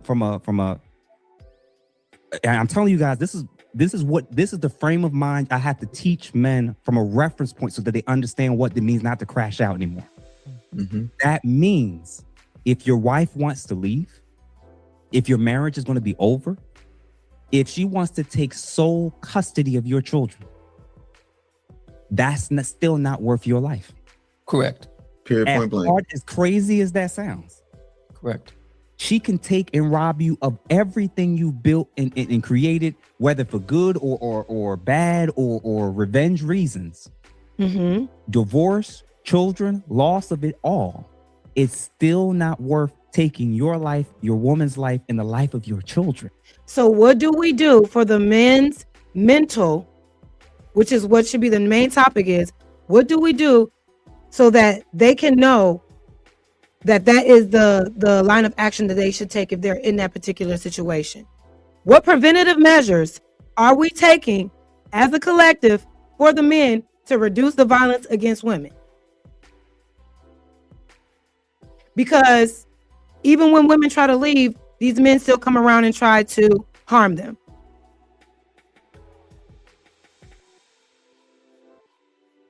You know, what are we doing to prevent it? What are we doing so when men get into these situations, they're regulated enough to remove themselves? Because this is all after the fact. We want to talk about preventative measures now. Correct.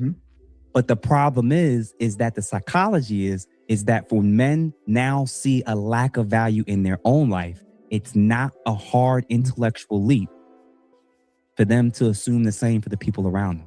Correct. This is why when that's troublesome. They don't see the value in themselves, so they don't see the value in the lives around them. That's troublesome. You need to discuss that. You need to figure out why that is. And why do so many men have this issue? We're going through stuff, when they're going through stuff and we do assessments, we do homicidal assessments and we do self-harm assessments. We look at a variety of different things. Access to weapons, previous mental health issues, previous diagnoses, if they're currently on any medication, who's all around, who knows, who can they go to? How can we proceed if we're going to do this in a separation route? You don't do or walk through people with any of this stuff, but you got so much smoke about what we need to talk about and how we need to talk about. How about you shut the hell up? Ooh. So don't listen to the women that are being harmed. Don't listen to the victims. No, you shut up and we're going to do it this way. No, you just shut up. Let's listen to that one more time. For revenge reasons, divorce, children, loss of it all. I'm going to give you all quick self-harm assessments. We look at a variety of different things. Access to weapons, previous mental health issues, previous diagnoses, if they're currently on any medication, who's all around, who knows, who can they go to? How can we proceed if we're going to do this in a separation route? You don't do or walk through people with any of this stuff, but you got so much smoke about what we need to talk about and how we need to talk about. How about you shut the hell up? No, we can't shut the hell up because y'all don't consider any of those factors before tragedy happens. The conversation is almost too late. You're not assessing it before it happens. You're talking about what to do after the fact. So it's not helping reduce the situation anymore. It just keeps on going. We're looking at after the fact, what was going on? What was happening? Did they have access to guns? Did they have this? How are we raising our men to handle their emotions? This patriarchy that this Manosphere man, and these Manosphere men like to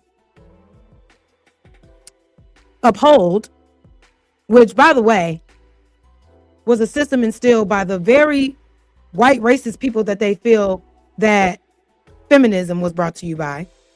At least black women created their own wave of feminism, but black men seem to have assimilated right on with the white patriarchy, right? Which tells men that you're weak if you are vulnerable. You can't be honest about your emotions.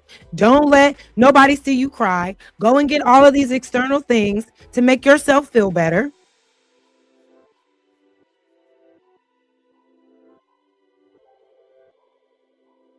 They don't tell you how to manage your anger. They don't tell you how to manage your emotions. They think that being a brute, right? Being a brute and being angry all the time and being mad all the time. Oh, that's just what men do.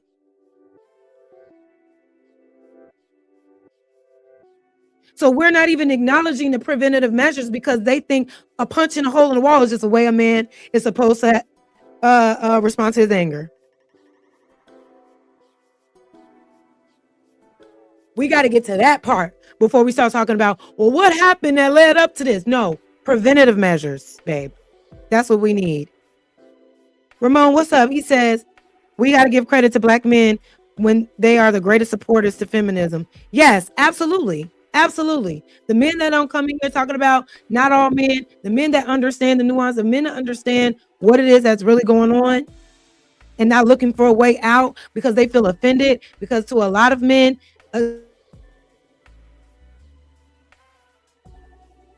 that get it, that literally understand. You know what I mean? That's what's needed. That's what's going to help. Shout out to the men that are raising their young men to be humans and not this performative masculinity that this therapist and these other men like to display on these panels. Telling women to shut the fuck up about how we're feeling about femicide, about being unalived at an alarming rate. Talking about all the phantom scenario that don't make any sense, that you're just projecting on everything to make excuses for these men's behavior. No. So when it comes to domestic violence and homicide, if you're not talking to both parties about being preventative measures, because what Dave said we're going to get to, ladies have a type that increases their chances for experiencing this. Oh, that was another thing that threw me off. Ladies have a type for the type of man that increases their chances of experiencing this. Please tell us, what is that type? To the men who because basically what he just said was, you chose your abuser. You knew he was going to do it eventually. That's like, what are the traits of an abuser? What are the traits of a man that shows that one day he might go off and unalive me? What should I look for? What does he wear? What kind of work does he do? Because the man that unalived his wife in the house with his kids and then went upstairs and unalived himself, that was he was laid off or lost his job, but he was well esteemed in his community. Highly decorated, educated man. Held a high-ranking job and career. Was married for how many years? 20 plus? Where were his signs? What type was he? Because they like to say only the Pookies and the Ray Rays, right? But then you see these rich, educated men still do these heinous crimes against women and children around them. So what's the type? So the women can know. So the women can know what to look for. Since men seem to know. Since the men seem to know, tell us what the type to look for. I need to know what he wears, what he looks like, what he says, what the demeanor is, where he works. Because if we date up, remember what they were saying about Ashley Janae? Well, that's what you get for getting the soft life. So when you date up, we're at risk. When we date outside of our race, we're at risk. When we date within our race, when we date within our race, we're at risk. When we date the educated man, the regular man, the man we see potential in, the man we see potential in, we're still at risk. So what is the trait? What is the woman? What I don't know. What can a victim of domestic violence be responsible for, the genius? How can she be responsible being hit? Like what's her responsibility in that? What's the responsibility of the child that's being unalived? What's the responsibility of the woman that's being raped? What is the responsibility? You tell us. What should women do to prevent all this? I want to know. No, I'm saying, Leslie, you want to come up? You want to talk about it? Can you tell us what the traits are? What are the traits of a rapist? What is the trait of a man that marries you for 20 years, have kids with you, and then decides to unalive you and him on the same day while your kids in the house? What traits should she have been mindful of to let her know that one day he was going to do this to her? Also, another woman that was trying to divorce him because why? He had hella sexual assault allegations against him with people in his workplace. He was trying to get up out of there, and what did he do? I'm just trying to figure out what it looks like. We tell y'all to leave, it's a problem. We tell y'all to get help, it's a problem. But here's the thing, the genius: when we leave, they come follow us. These men come follow you. They don't leave us alone. That a lot of those women that were unalive today, these were women actually doing what you are saying, following the advice and leaving. And these men were still going and unaliving them. So what do? We took the advice. We left and we still ended up dead. Now what? Now what's the advice? We leave, this still happens. And did you know that the most dangerous time for a woman to leave an abusive relationship is when she tries to leave? Did you know that? So the risk is higher when we just up and leave. So before you say things,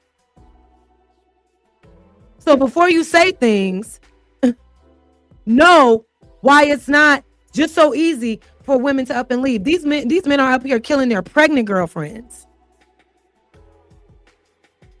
What can a pregnant woman have done to prevent that?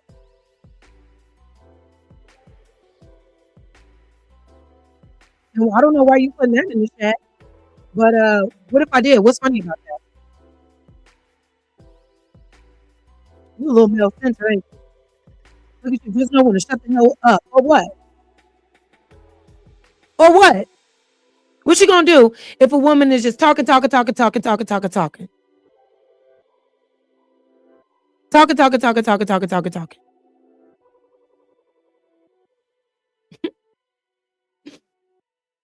Y'all are basically saying, I'm too emotionally fragile. My ego is too fragile to hear words that may hurt my feelings. So to take back control, I gotta be violent against you. To own my manhood again, especially against a woman, I gotta be violent with you to let you know what it is. That's what y'all are saying.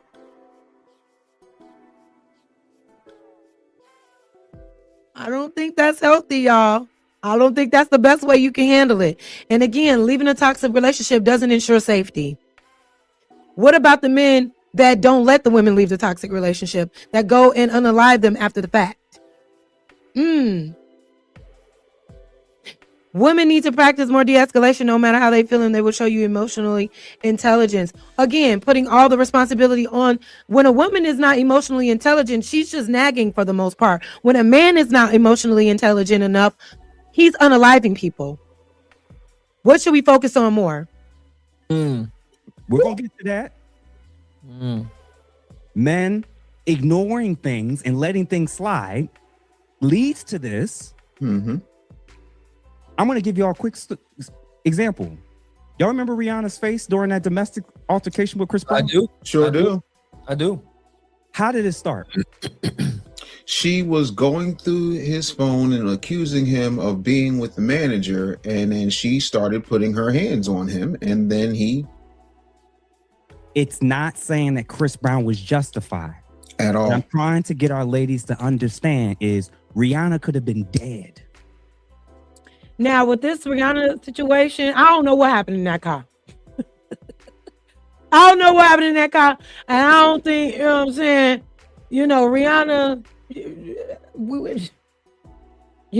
she may have went through that phone and went off. I don't know. I don't know nothing.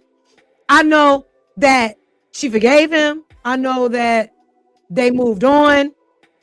And I'm not really sure, Like they went and did a song and stuff after that. And that lets me know that Rihanna played a part, literally played a part in that. Now, should have she done that? Absolutely not. Should he have responded to that? Absolutely not. But I always say that if a man is being hit, I don't care who's hitting you. You do have a right to defend yourself. Especially if you in a car driving, which was the situation. If you got to defend yourself physically because somebody is being physically harmful to you, not saying you should beat somebody to a bloody pulp, but if you got to defend yourself physically, that's your human right. That's your human right.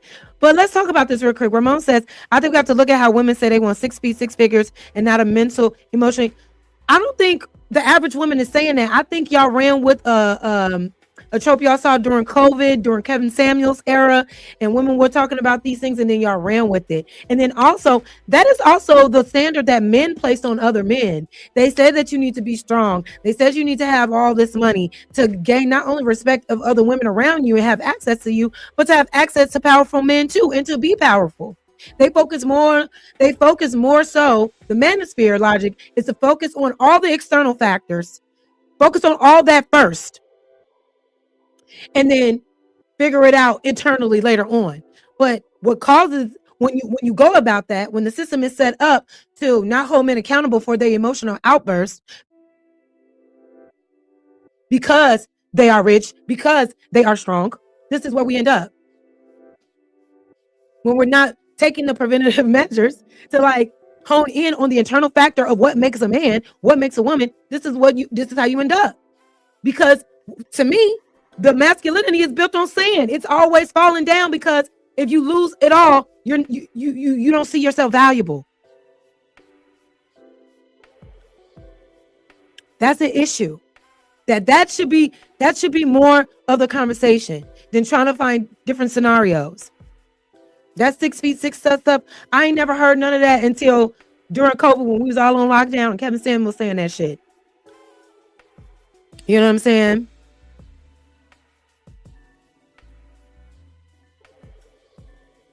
Thank y'all for being here. I hope y'all getting the likes up. I know we dwindling down. But you said, what do you take the actions of 10% of men and blanket that statement around men? Listen, 10%.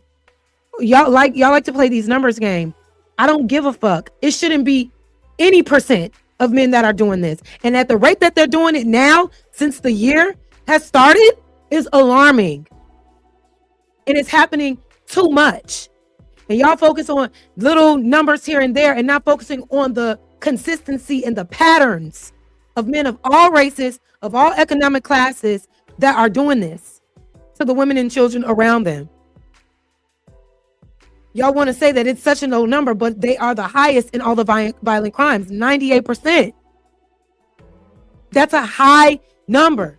And you can't reduce it just like, oh, it's just the small actions. Because if that's the case, then women should feel comfortable and safe to just go outside and feel free. But we got to watch our own backs because we don't know where the 10% of the good ones are versus the rest of the 90%. We got to be on guard of all men. That's the issue. We don't feel safe around any man, and we can't tell who's who. I said this before. So that's why we have to talk about the 10% to reduce the factor so women can feel more safe around the men that call themselves protectors. I should be able to go to the gas station full of men and be like, shit, I'm good. Look at all these men out here. I know ain't nothing happening to me. I know I'm far from danger when I'm around men, right? But women don't tend to feel that way, and other men don't tell women to feel that way, right? Right.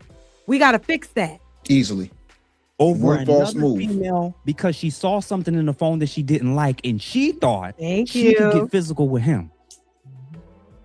One of the things we're trying to teach young ladies and women that still are moldable and are still open is that you have to stop thinking that ladies don't understand, and Kevin kind of alluded to this, ladies don't understand the actual perceived power dynamic between men and women.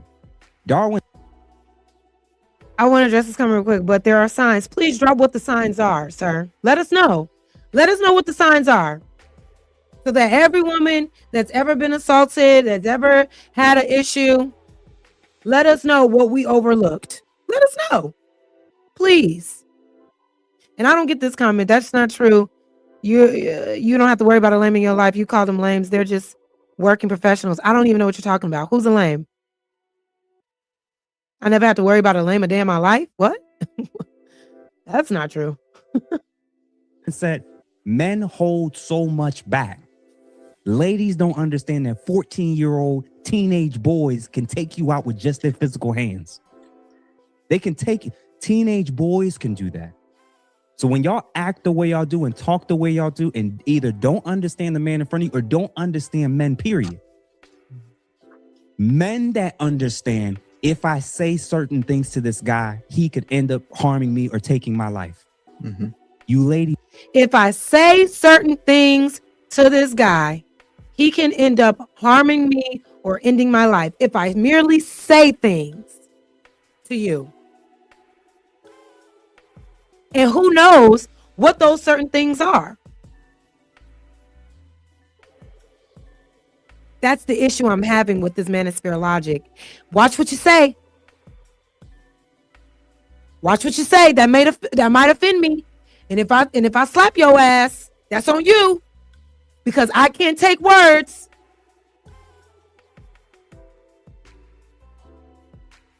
That's not a flex. You sound violent. And you sound like you're always sitting with that in the back of your mind and want women to fear you in that way. So they can tiptoe around you so you can feel, I don't know, like a man. These don't get that. Mm-hmm. So I'm going to play this clip real quick and then we're going to jump back into it. Provoke the hell out of you. It cause you to be thinking horrible thoughts. But you can't respond to that. That's what being a man is. See, let me tell you something, man. We done got to the point, we got a whole bunch of young men out there who really think men and women are equal.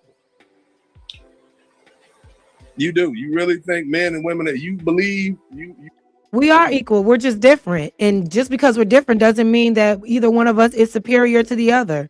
As human beings, we are equal. And that's another manosphere logic that I don't understand. That's also very harmful, because what you're ultimately telling young men is that women are beneath you. They're inferior to you. And because you're a man, you are entitled to them. You are automatically over them. What type of psyche do you think you are developing with young men when you tell them that a woman is less than them just because they are women, which is based on no actual logic at all whatsoever? And don't get to talk to me about that Bible. Don't get to talk to me about that Bible. But we are both human beings. We both have equal value when we breathe air in this world. But simply because of my gender, I'm inferior to you. And when you view something as inferior to you, you don't value it like you would value yourself or something that you would respect. So that's how so many women and children end up in dangerous situations with some men, because they already viewed the women around them as less than. That's not safe. We are equal. We're just different. And we should support and love one another through our differences, not try to tear one another down or put one another down because of those differences. It's not a competition. Men like to say in the manosphere that we want to work to be like men. Working and making your own money is not gender specific. That's some misogynistic, sexist, weird patriarchal shit that y'all be running with. So that same white patriarchy, that white patriarchy that black men just love assimilating with, a lot of them, that makes y'all think that you don't even realize what you're believing is harmful to you. This is what it is. The entitlement that these men that are unaliving their women and their children around them, this is what's causing the violence, y'all. And instead of focusing on that, he's saying, watch your mouth, because I don't have to control myself. You got to do all the controlling of yourself to prevent me from going off on you in that way. This is the therapist. All the emotional responsibility is on the women and everybody else around them, because men are taught to believe that what they feeling is what they feeling. They supposed to feel that way. That's the issue. That's the issue for me. But he says, Bry 4 in Jeff. He says, emotionally, mood swings, aggressive behavior, it's ever grabbed by you by the neck or manhandle you, hands on you. If they could all walk around with a sign on their forehead to show us this beforehand, then I'll be with you. How do we see it right away? Because usually these traits don't show up until later on in the game. Until we're months in, till we're in love. That's when the switch happened. They don't just come out the gate doing this. They know they can't do that. So if a man is not walking around with all of his red flags, emotionally unstable music, how are we supposed to know? My guy, how are we supposed to know? But anyway, the genius, you in here trying to piss me off. Well, if you don't need protection and we supposed to protect you, what does that mean? We need genuine protection from each other on both sides. Not conditional protection. Well, that's my woman. Well, I'm screwing her so. Because a lot of these men say they wouldn't put out the fire if they saw a woman on fire in the middle of the street. Because they ain't got nothing to do with them. They got to get home to their families. They got, you know what I'm saying? As a community, you know what I mean? Don't get me on my black stuff. Well, I'm always on my black stuff. But that's the level of protection we need to have for one another.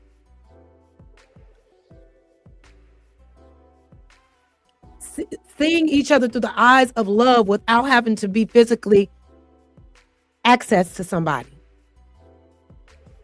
Do you know what I mean? We have to do better, and you have to be able to find us valuable in order to protect us. But if you're constantly driving home a point that we are less than you because we are women, we're not the same, we're not equal. When you don't find something equal, you don't value it. When you keep driving that point, this is what happens. But y'all, we're going to move on. I wanted to talk about Angry Man. I'm going to go ahead and do it just because it's on the thing. If you want to go and finish this, whatchamajigger, it's okay, the genius. You can push it back. Thank you for the pushback. Thank you for being here.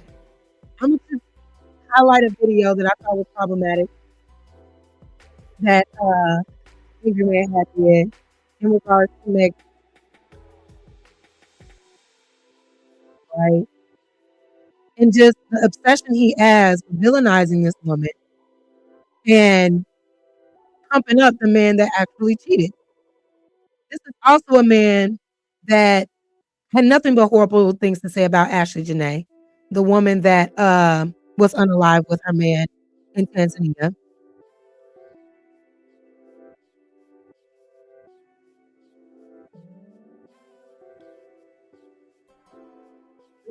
Because you're acting wild out, making the feeling invincible. I never said that. That's not what we're talking about, though, is it? We're a traumatized community. Let's stay out of the disrespectful territory. I never seen anyone get attacked who didn't have an argument first. If you don't argue, that's going to be a huge preventative. Arguments are inevitable in discourse with other human beings because everyone is different and have different points of views and perspective. But simple discourse that you don't agree with verbally should not resort to actual violence unless it's like flat out blatant disrespect. And even then, you don't need to do that. You don't need to do that. You just don't need to do that. I even asked my guy, like, you know, is the response necessary to respond to violence, even when another man verbally disrespects you? Sometimes it is. It depends on what you're talking about. But what I'm saying is, when it comes to discourse in relationships, no woman should be putting their hands on that man. No man should be putting their hands on that woman just because y'all disagree. Just because you don't like what the fuck he's saying. Just because you don't like what she's saying. Because I know women can get on that bullshit too. But what I'm saying is, some women can. Just like some men can be violent as well. But what we're seeing is more violence from from man to woman and from women to man than we're seeing than anything else. And we're not talking about it enough, and we're not doing enough to fix that.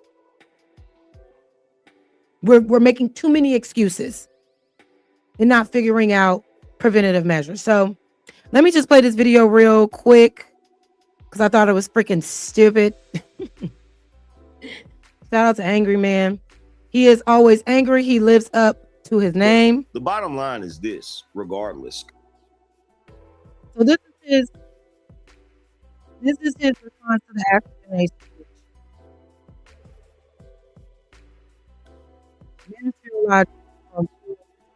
Because regardless of what the scenario is, one thing I know for certain, whenever they did get into a disagreement, I guarantee you she went nuclear. Now he's talking about the situation between Ashley Janae and this man that she had in Tanzania, that she was with in Tanzania. And became, now listen to what he says. What I do know for sure, you know these people?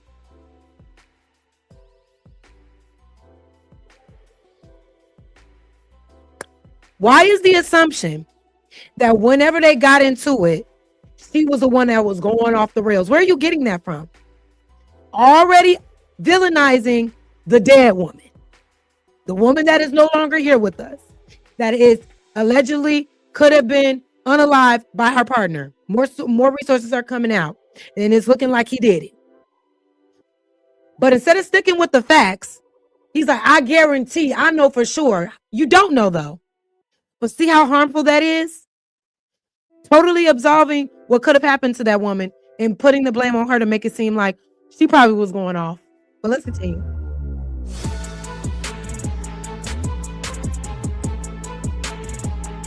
He do got a cool ass intro. I'll give him that. Beyonce did it.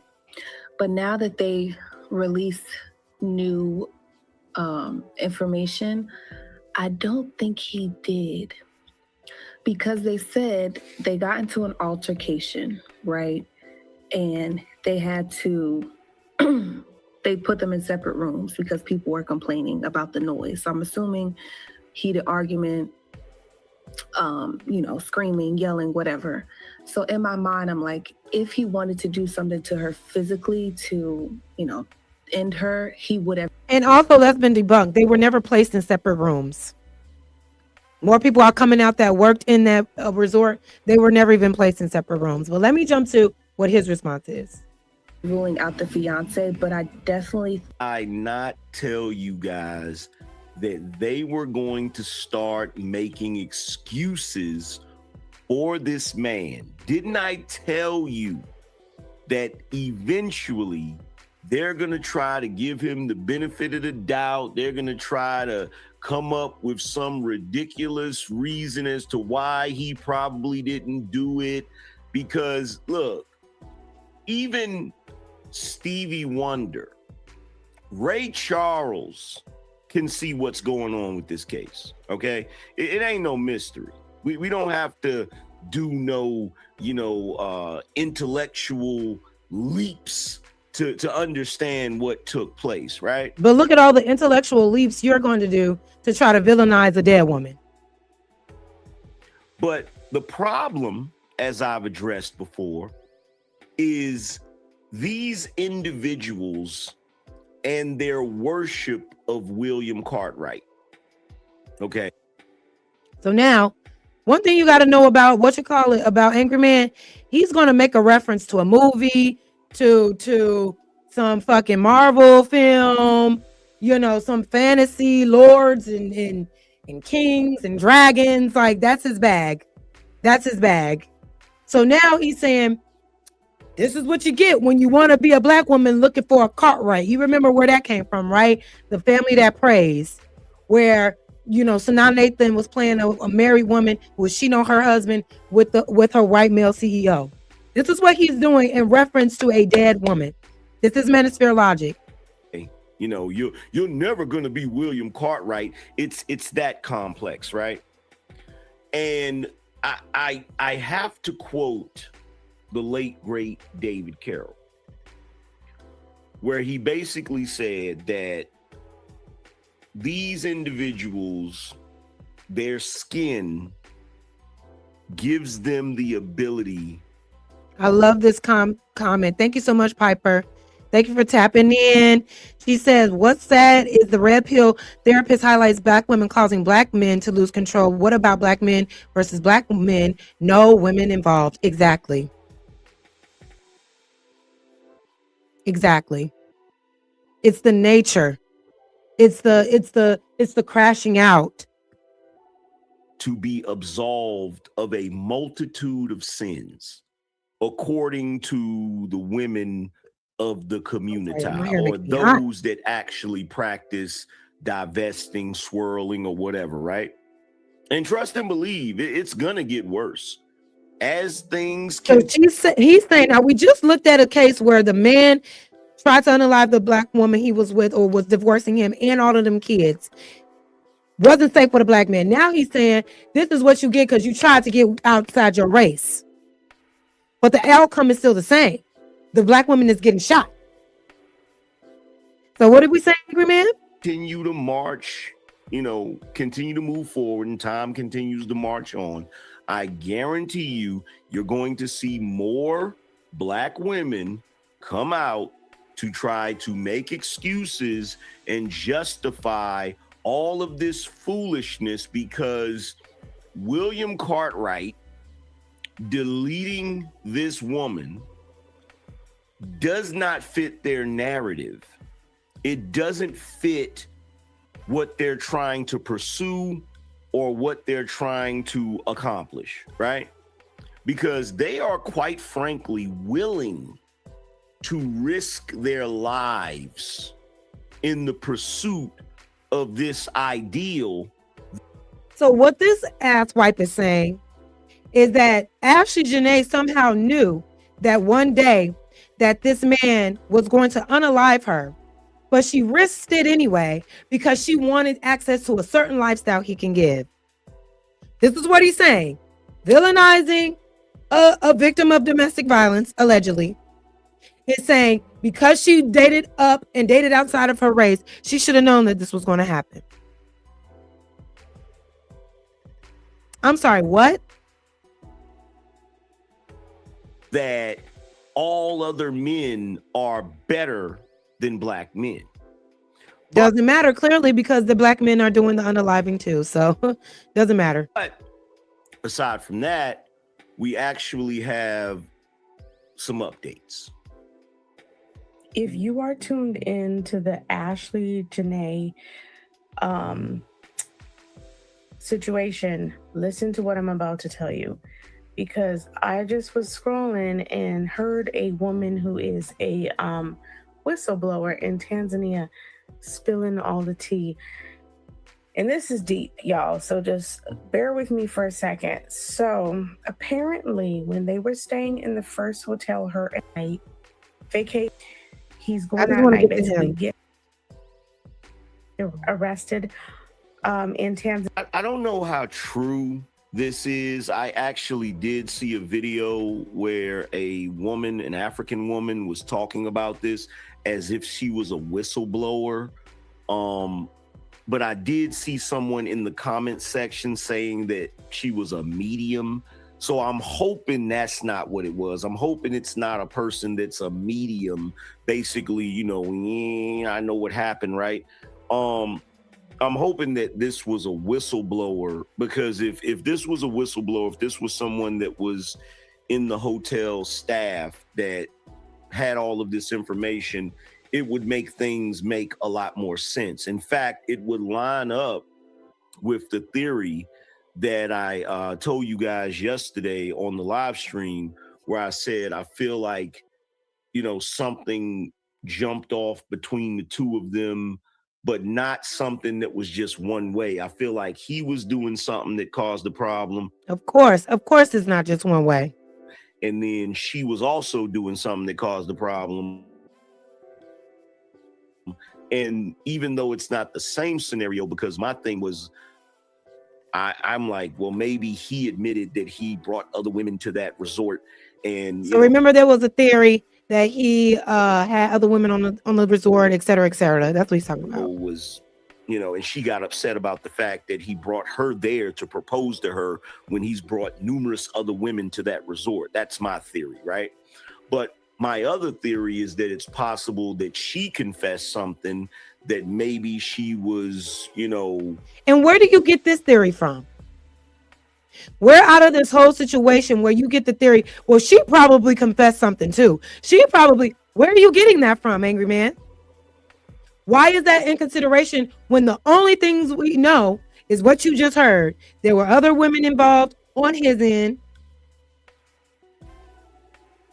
A fight ensued. Getting with men for money and all of those different things. And he's just... What are you talking about? Getting men for money and whatever the case may be. He's rationalizing the possibility of him unaliving her, and because of what she said or what she possibly did warranted that, right? He says you can't pretend we all know the facts. We don't know all the facts. We know some of the facts. We know what is being told to us, but what we don't know is anything about the dead woman contributing to her being dead. And he's trying to make it seem like that there was something she had to have possibly done to make him want to do that to her. Another man in a long line of men that she's gotten with for money, and that set him off. You know what I'm saying? So listen to the rhetoric. He just said we're not trying to, pull things out of the air. Something that he just said basically like we're not just going to like go out our way to make things up. But look at you, literally making up random ass scenarios to rationalize the unaliving of this girl. That was my theory, that one of those two things probably happened that caused an argument. Because think about it, if she finds out he's been bringing other women there and that's supposed to be a special occasion, that would make her mad enough to go off, and him, getting upset with her and they get into a scuffle, or her admitting that she's basically using him for money, like she's... What's up, House of Hypocrites? Where you been? Welcome to the stream. I'm about to wrap it up, but thank you for being here. I'm just saying. I'm trying to break down this Manosphere logic and how it's helpful to the men that they are influencing tremendously, because all I see is negativity and excuses. And these men are too influential. Platforms are too big for them to be spreading harmful rhetoric, absolving men doing harmful things to women, and blaming the women that are being unalive. I just don't understand how you can rationalize that. Done a bunch of other men that might set him off. Who knows, right? But this would make even more sense, right? That, he's there and he's still dealing with other women, and, she's upset about it. And then when some dude flirts with her, he gets upset. No, I don't understand the Manosphere because it's toxic as hell. And I don't understand how a bunch of grown-ass men thrive off so much toxicity, especially towards the opposite sex. I don't understand it. It's not helpful. It's a little scary, if you ask me. And we'll talk more about that. And how a lot of these unalivings of women, that's happening in these streets are from men that were heavy Manosphere red pillars. That's a whole nother conversation, a whole nother live stream. And then it sets her off. But the bottom line is this, regardless of what the scenario is, one thing I know for certain, whenever they did get into a disagreement, I guarantee you she went nuclear. You feel me? And like I said, how can you guarantee that? And what does that even mean? Let's say she did go nuclear, so that means she had to be unalive. What are you saying this for? This is the same shit the therapist nigga was talking about. You don't know what she said, what she did to make him do that. We don't know, but we're going to assume that something he did, it had to be something. She did it first. You have no guarantees in knowing that. Making shit up. Just making shit up. Whenever these women from the community are dealing with William Cartwright, they don't... It's so weird that he's like like speaking to this man as Mr. Cartwright. It's really just disgusting to me, y'all. It's just, you're making a joke out of it, laughing and chuckling. Laughing and chuckling at the idea that a woman chose a man that she thought she could trust and ended up dead. And you're like, huh, that's what you get. And you probably brought it on yourself. Realize you're not going to be able to go nuclear on William Cartwright the same way you go nuclear on Tyrone. Tyrone might be willing to accept you going nuclear. But Tyrone is also, the Tyrones as of late, they're just crashing out just because women are leaving them. The black men in the community, some of them, as we have seen, they're just doing it because they're losing their jobs. They're losing money. They're doing it unprovoked. So what's that about? Tyrone might be willing to listen to you, jaw jack and all of that. But some of these William Cartwrights, not all of them, but some of them are not willing to listen to all of that. Not willing to tolerate the disrespect, not willing to deal with any of that, right? And the other thing that I don't like about this rhetoric is that he is literally trying to make it seem like, oh my bad, I don't know why I'm having trouble with these buttons tonight. He's really trying to make it seem like because it's a black woman that you got to know that she was acting crazy. You got to know that she did something wild. As if that's how we all act, and it's not. Further pushing propaganda against black women, making us look like the crash outs of the community when we're the ones that are being harmed. When black women are the ones that are being, and this is happening to women across all races. But I'm just saying, like, he's saying that if it's a black woman, you know, she's trying to wild out for with a black man. She wilding out with any man, because that's just how black women are. That's the propaganda that he's trying to pump. It's dangerous. It's dangerous, and it's not truthful. But I saw a video with an African woman that pointed out something about Tanzania pertaining to this case that I told you guys. To anyone who's thinking there's What'd you say? Who are raising these murderers? How do you raise a murderer?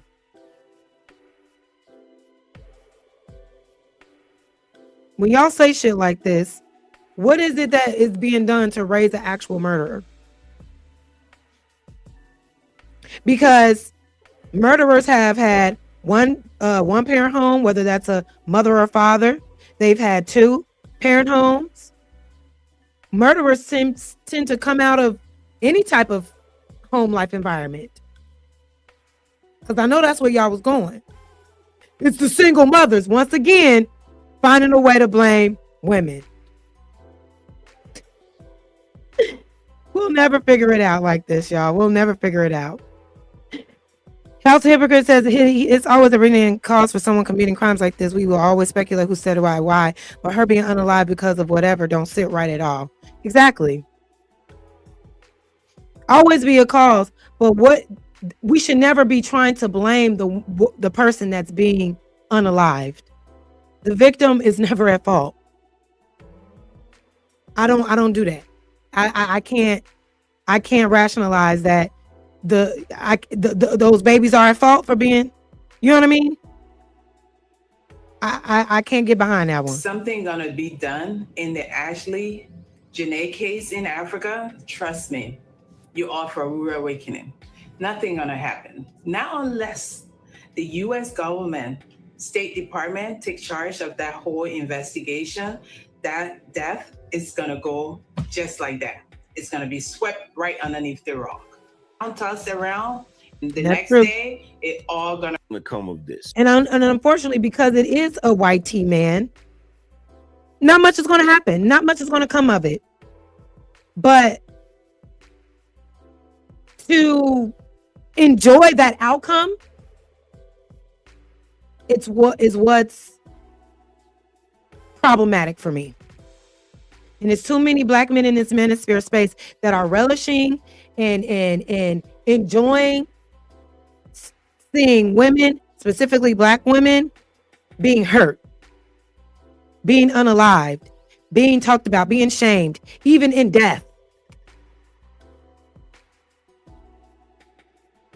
And part of the reason that I felt that way is because there's two things that I know about Africa from what Africans have said, from, you know, certain situations historically. There's two things I know. One, a lot of the countries' governments, a lot of the countries in Africa, their governments are corrupt. Now, I hate to have to say that, but y'all know. First of all, Ashley hated Black men. That doesn't mean anything. And that's also been debunked. We're looking at an old video of Angry Man's, but that's also been debunked. The girl stated two things. Black men look for a reason to embarrass us, and she wanted some mixed babies. Here y'all are as Black men in her death, being a little embarrassing. And on top of that, a lot of Black men air their grievances out about Black women on the internet all day long. Does that mean Black women need to go around killing them? Or non-Black women need to go around killing them? And we shouldn't acknowledge that? No. That's sick as hell for you to think that it's okay. Well, she didn't like Black men. She said a couple things about it, and that's it. So what? Why is it that your feelings being hurt is more important than preventing harm of women in your community? She hurt my feelings online with that one tweet, so fuck her. If you're not an embarrassing Black man, why were you so offended by that? If you're not embarrassing, if you're not who she was referring to, why is that so offensive? That's what kills me about this whole thing.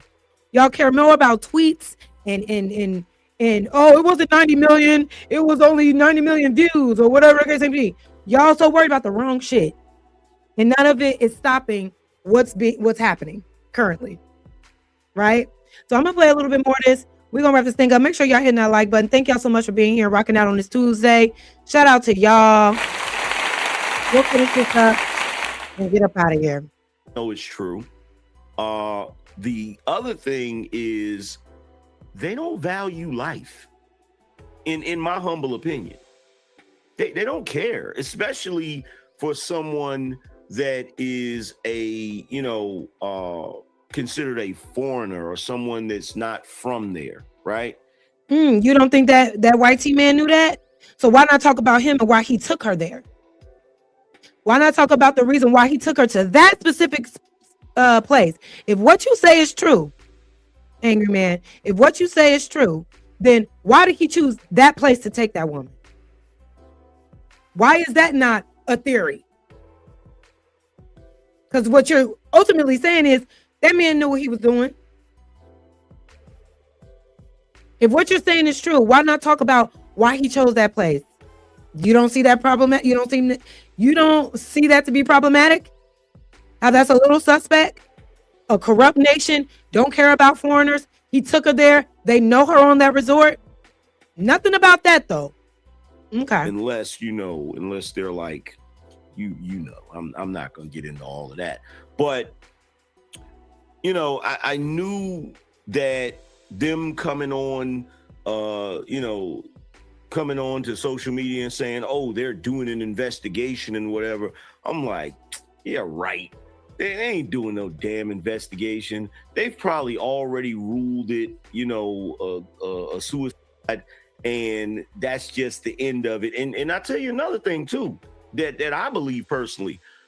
Just like, I did the video yesterday where I said the only thing that I got wrong in the initial video is that, I initially said that they released him. And, people are coming out saying that they're actually holding him and keeping his passport. You know what? I stand by my original statement. I don't think they're even holding him. Yeah, he thinks that this man is so fucking innocent that he don't think that he's going to get reprimanded. They don't think anything. And he kind of wants that to happen. He wants that white man to come out innocent. He wants that white man to be absolved of any wrongdoing. He wants him to be vilified and exonerated. Excuse me. Let me read this thing. Thank y'all for the couple super chats that y'all put in tonight. It wasn't that many, but that's okay. As long as y'all are locking the video, y'all can come back and hit the replay. I know it's getting late. But the Knight and the Bishop says the violence stats are essentially worthless anyways because feminists cook the statistics in order to be professional victims. Where do you have proof of this? Are you saying that feminists are in charge of all the stats that are being reported to the Federal Bureaus of Investigation? It's only feminists skewing stats so they can remain victims. Feminism is trying to avoid being victims of violent men or violence or the patriarchy. And you're sitting here saying that they're looking to become more victims of it just to make men look bad. Y'all got to start thinking before y'all type stuff. That don't make no sense. And where is your proof of that? The violence says the essay wants, and even the abortion says our feminist favor wants to manipulate. Who's manipulating them? Who? When? Where? Just saying things. Just saying things. The stats are what they are because that's what's actually going on. Now, everybody is not being included in the stat, but the majority, when things are reported to certain, stat references, they're using that by the data that they're being shown.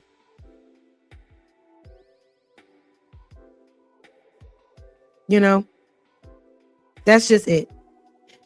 But y'all, I'm finna get out of here. I keep telling y'all, Angry Man came. Man Juan is cosplaying a black man. Y'all know black people don't name their sons Man Juan. I knew that man wasn't all the way black. I heard he was a Latino man cosplaying as a black man. Also dated a single mom, married her, and became a stepdaddy, which I thought was the bane of Manosphere existence. And he the big dog in it. You know what I mean? Oh, hey, Machine, you just came all the way over here to tell me that. Thank you for your opinion. But anyway, we're about to hit that 4-hour mark. I got to get up out of here. We did what we could do. I hope y'all enjoyed the stream. Make sure you hit the like button on the way out. I appreciate y'all. And I hope you got some insight on how sometimes the logic of the manosphere is more harmful, does more harm than it does good. Spreads more negative rhetoric and influences young men to be negative towards their female counterparts than it does to show them how to protect women and be safe around women. You know what I mean? Can we talk about that more? Can we talk about how the manosphere can create safer men for the women that they want? Then I'll be impressed with the rhetoric. Until then, we got to keep fighting against these harmful narratives. And everybody that I played today, that's what they spew.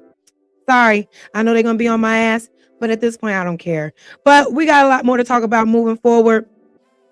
I'll see y'all next time in the next video. Thank you for being here. We out. Peace.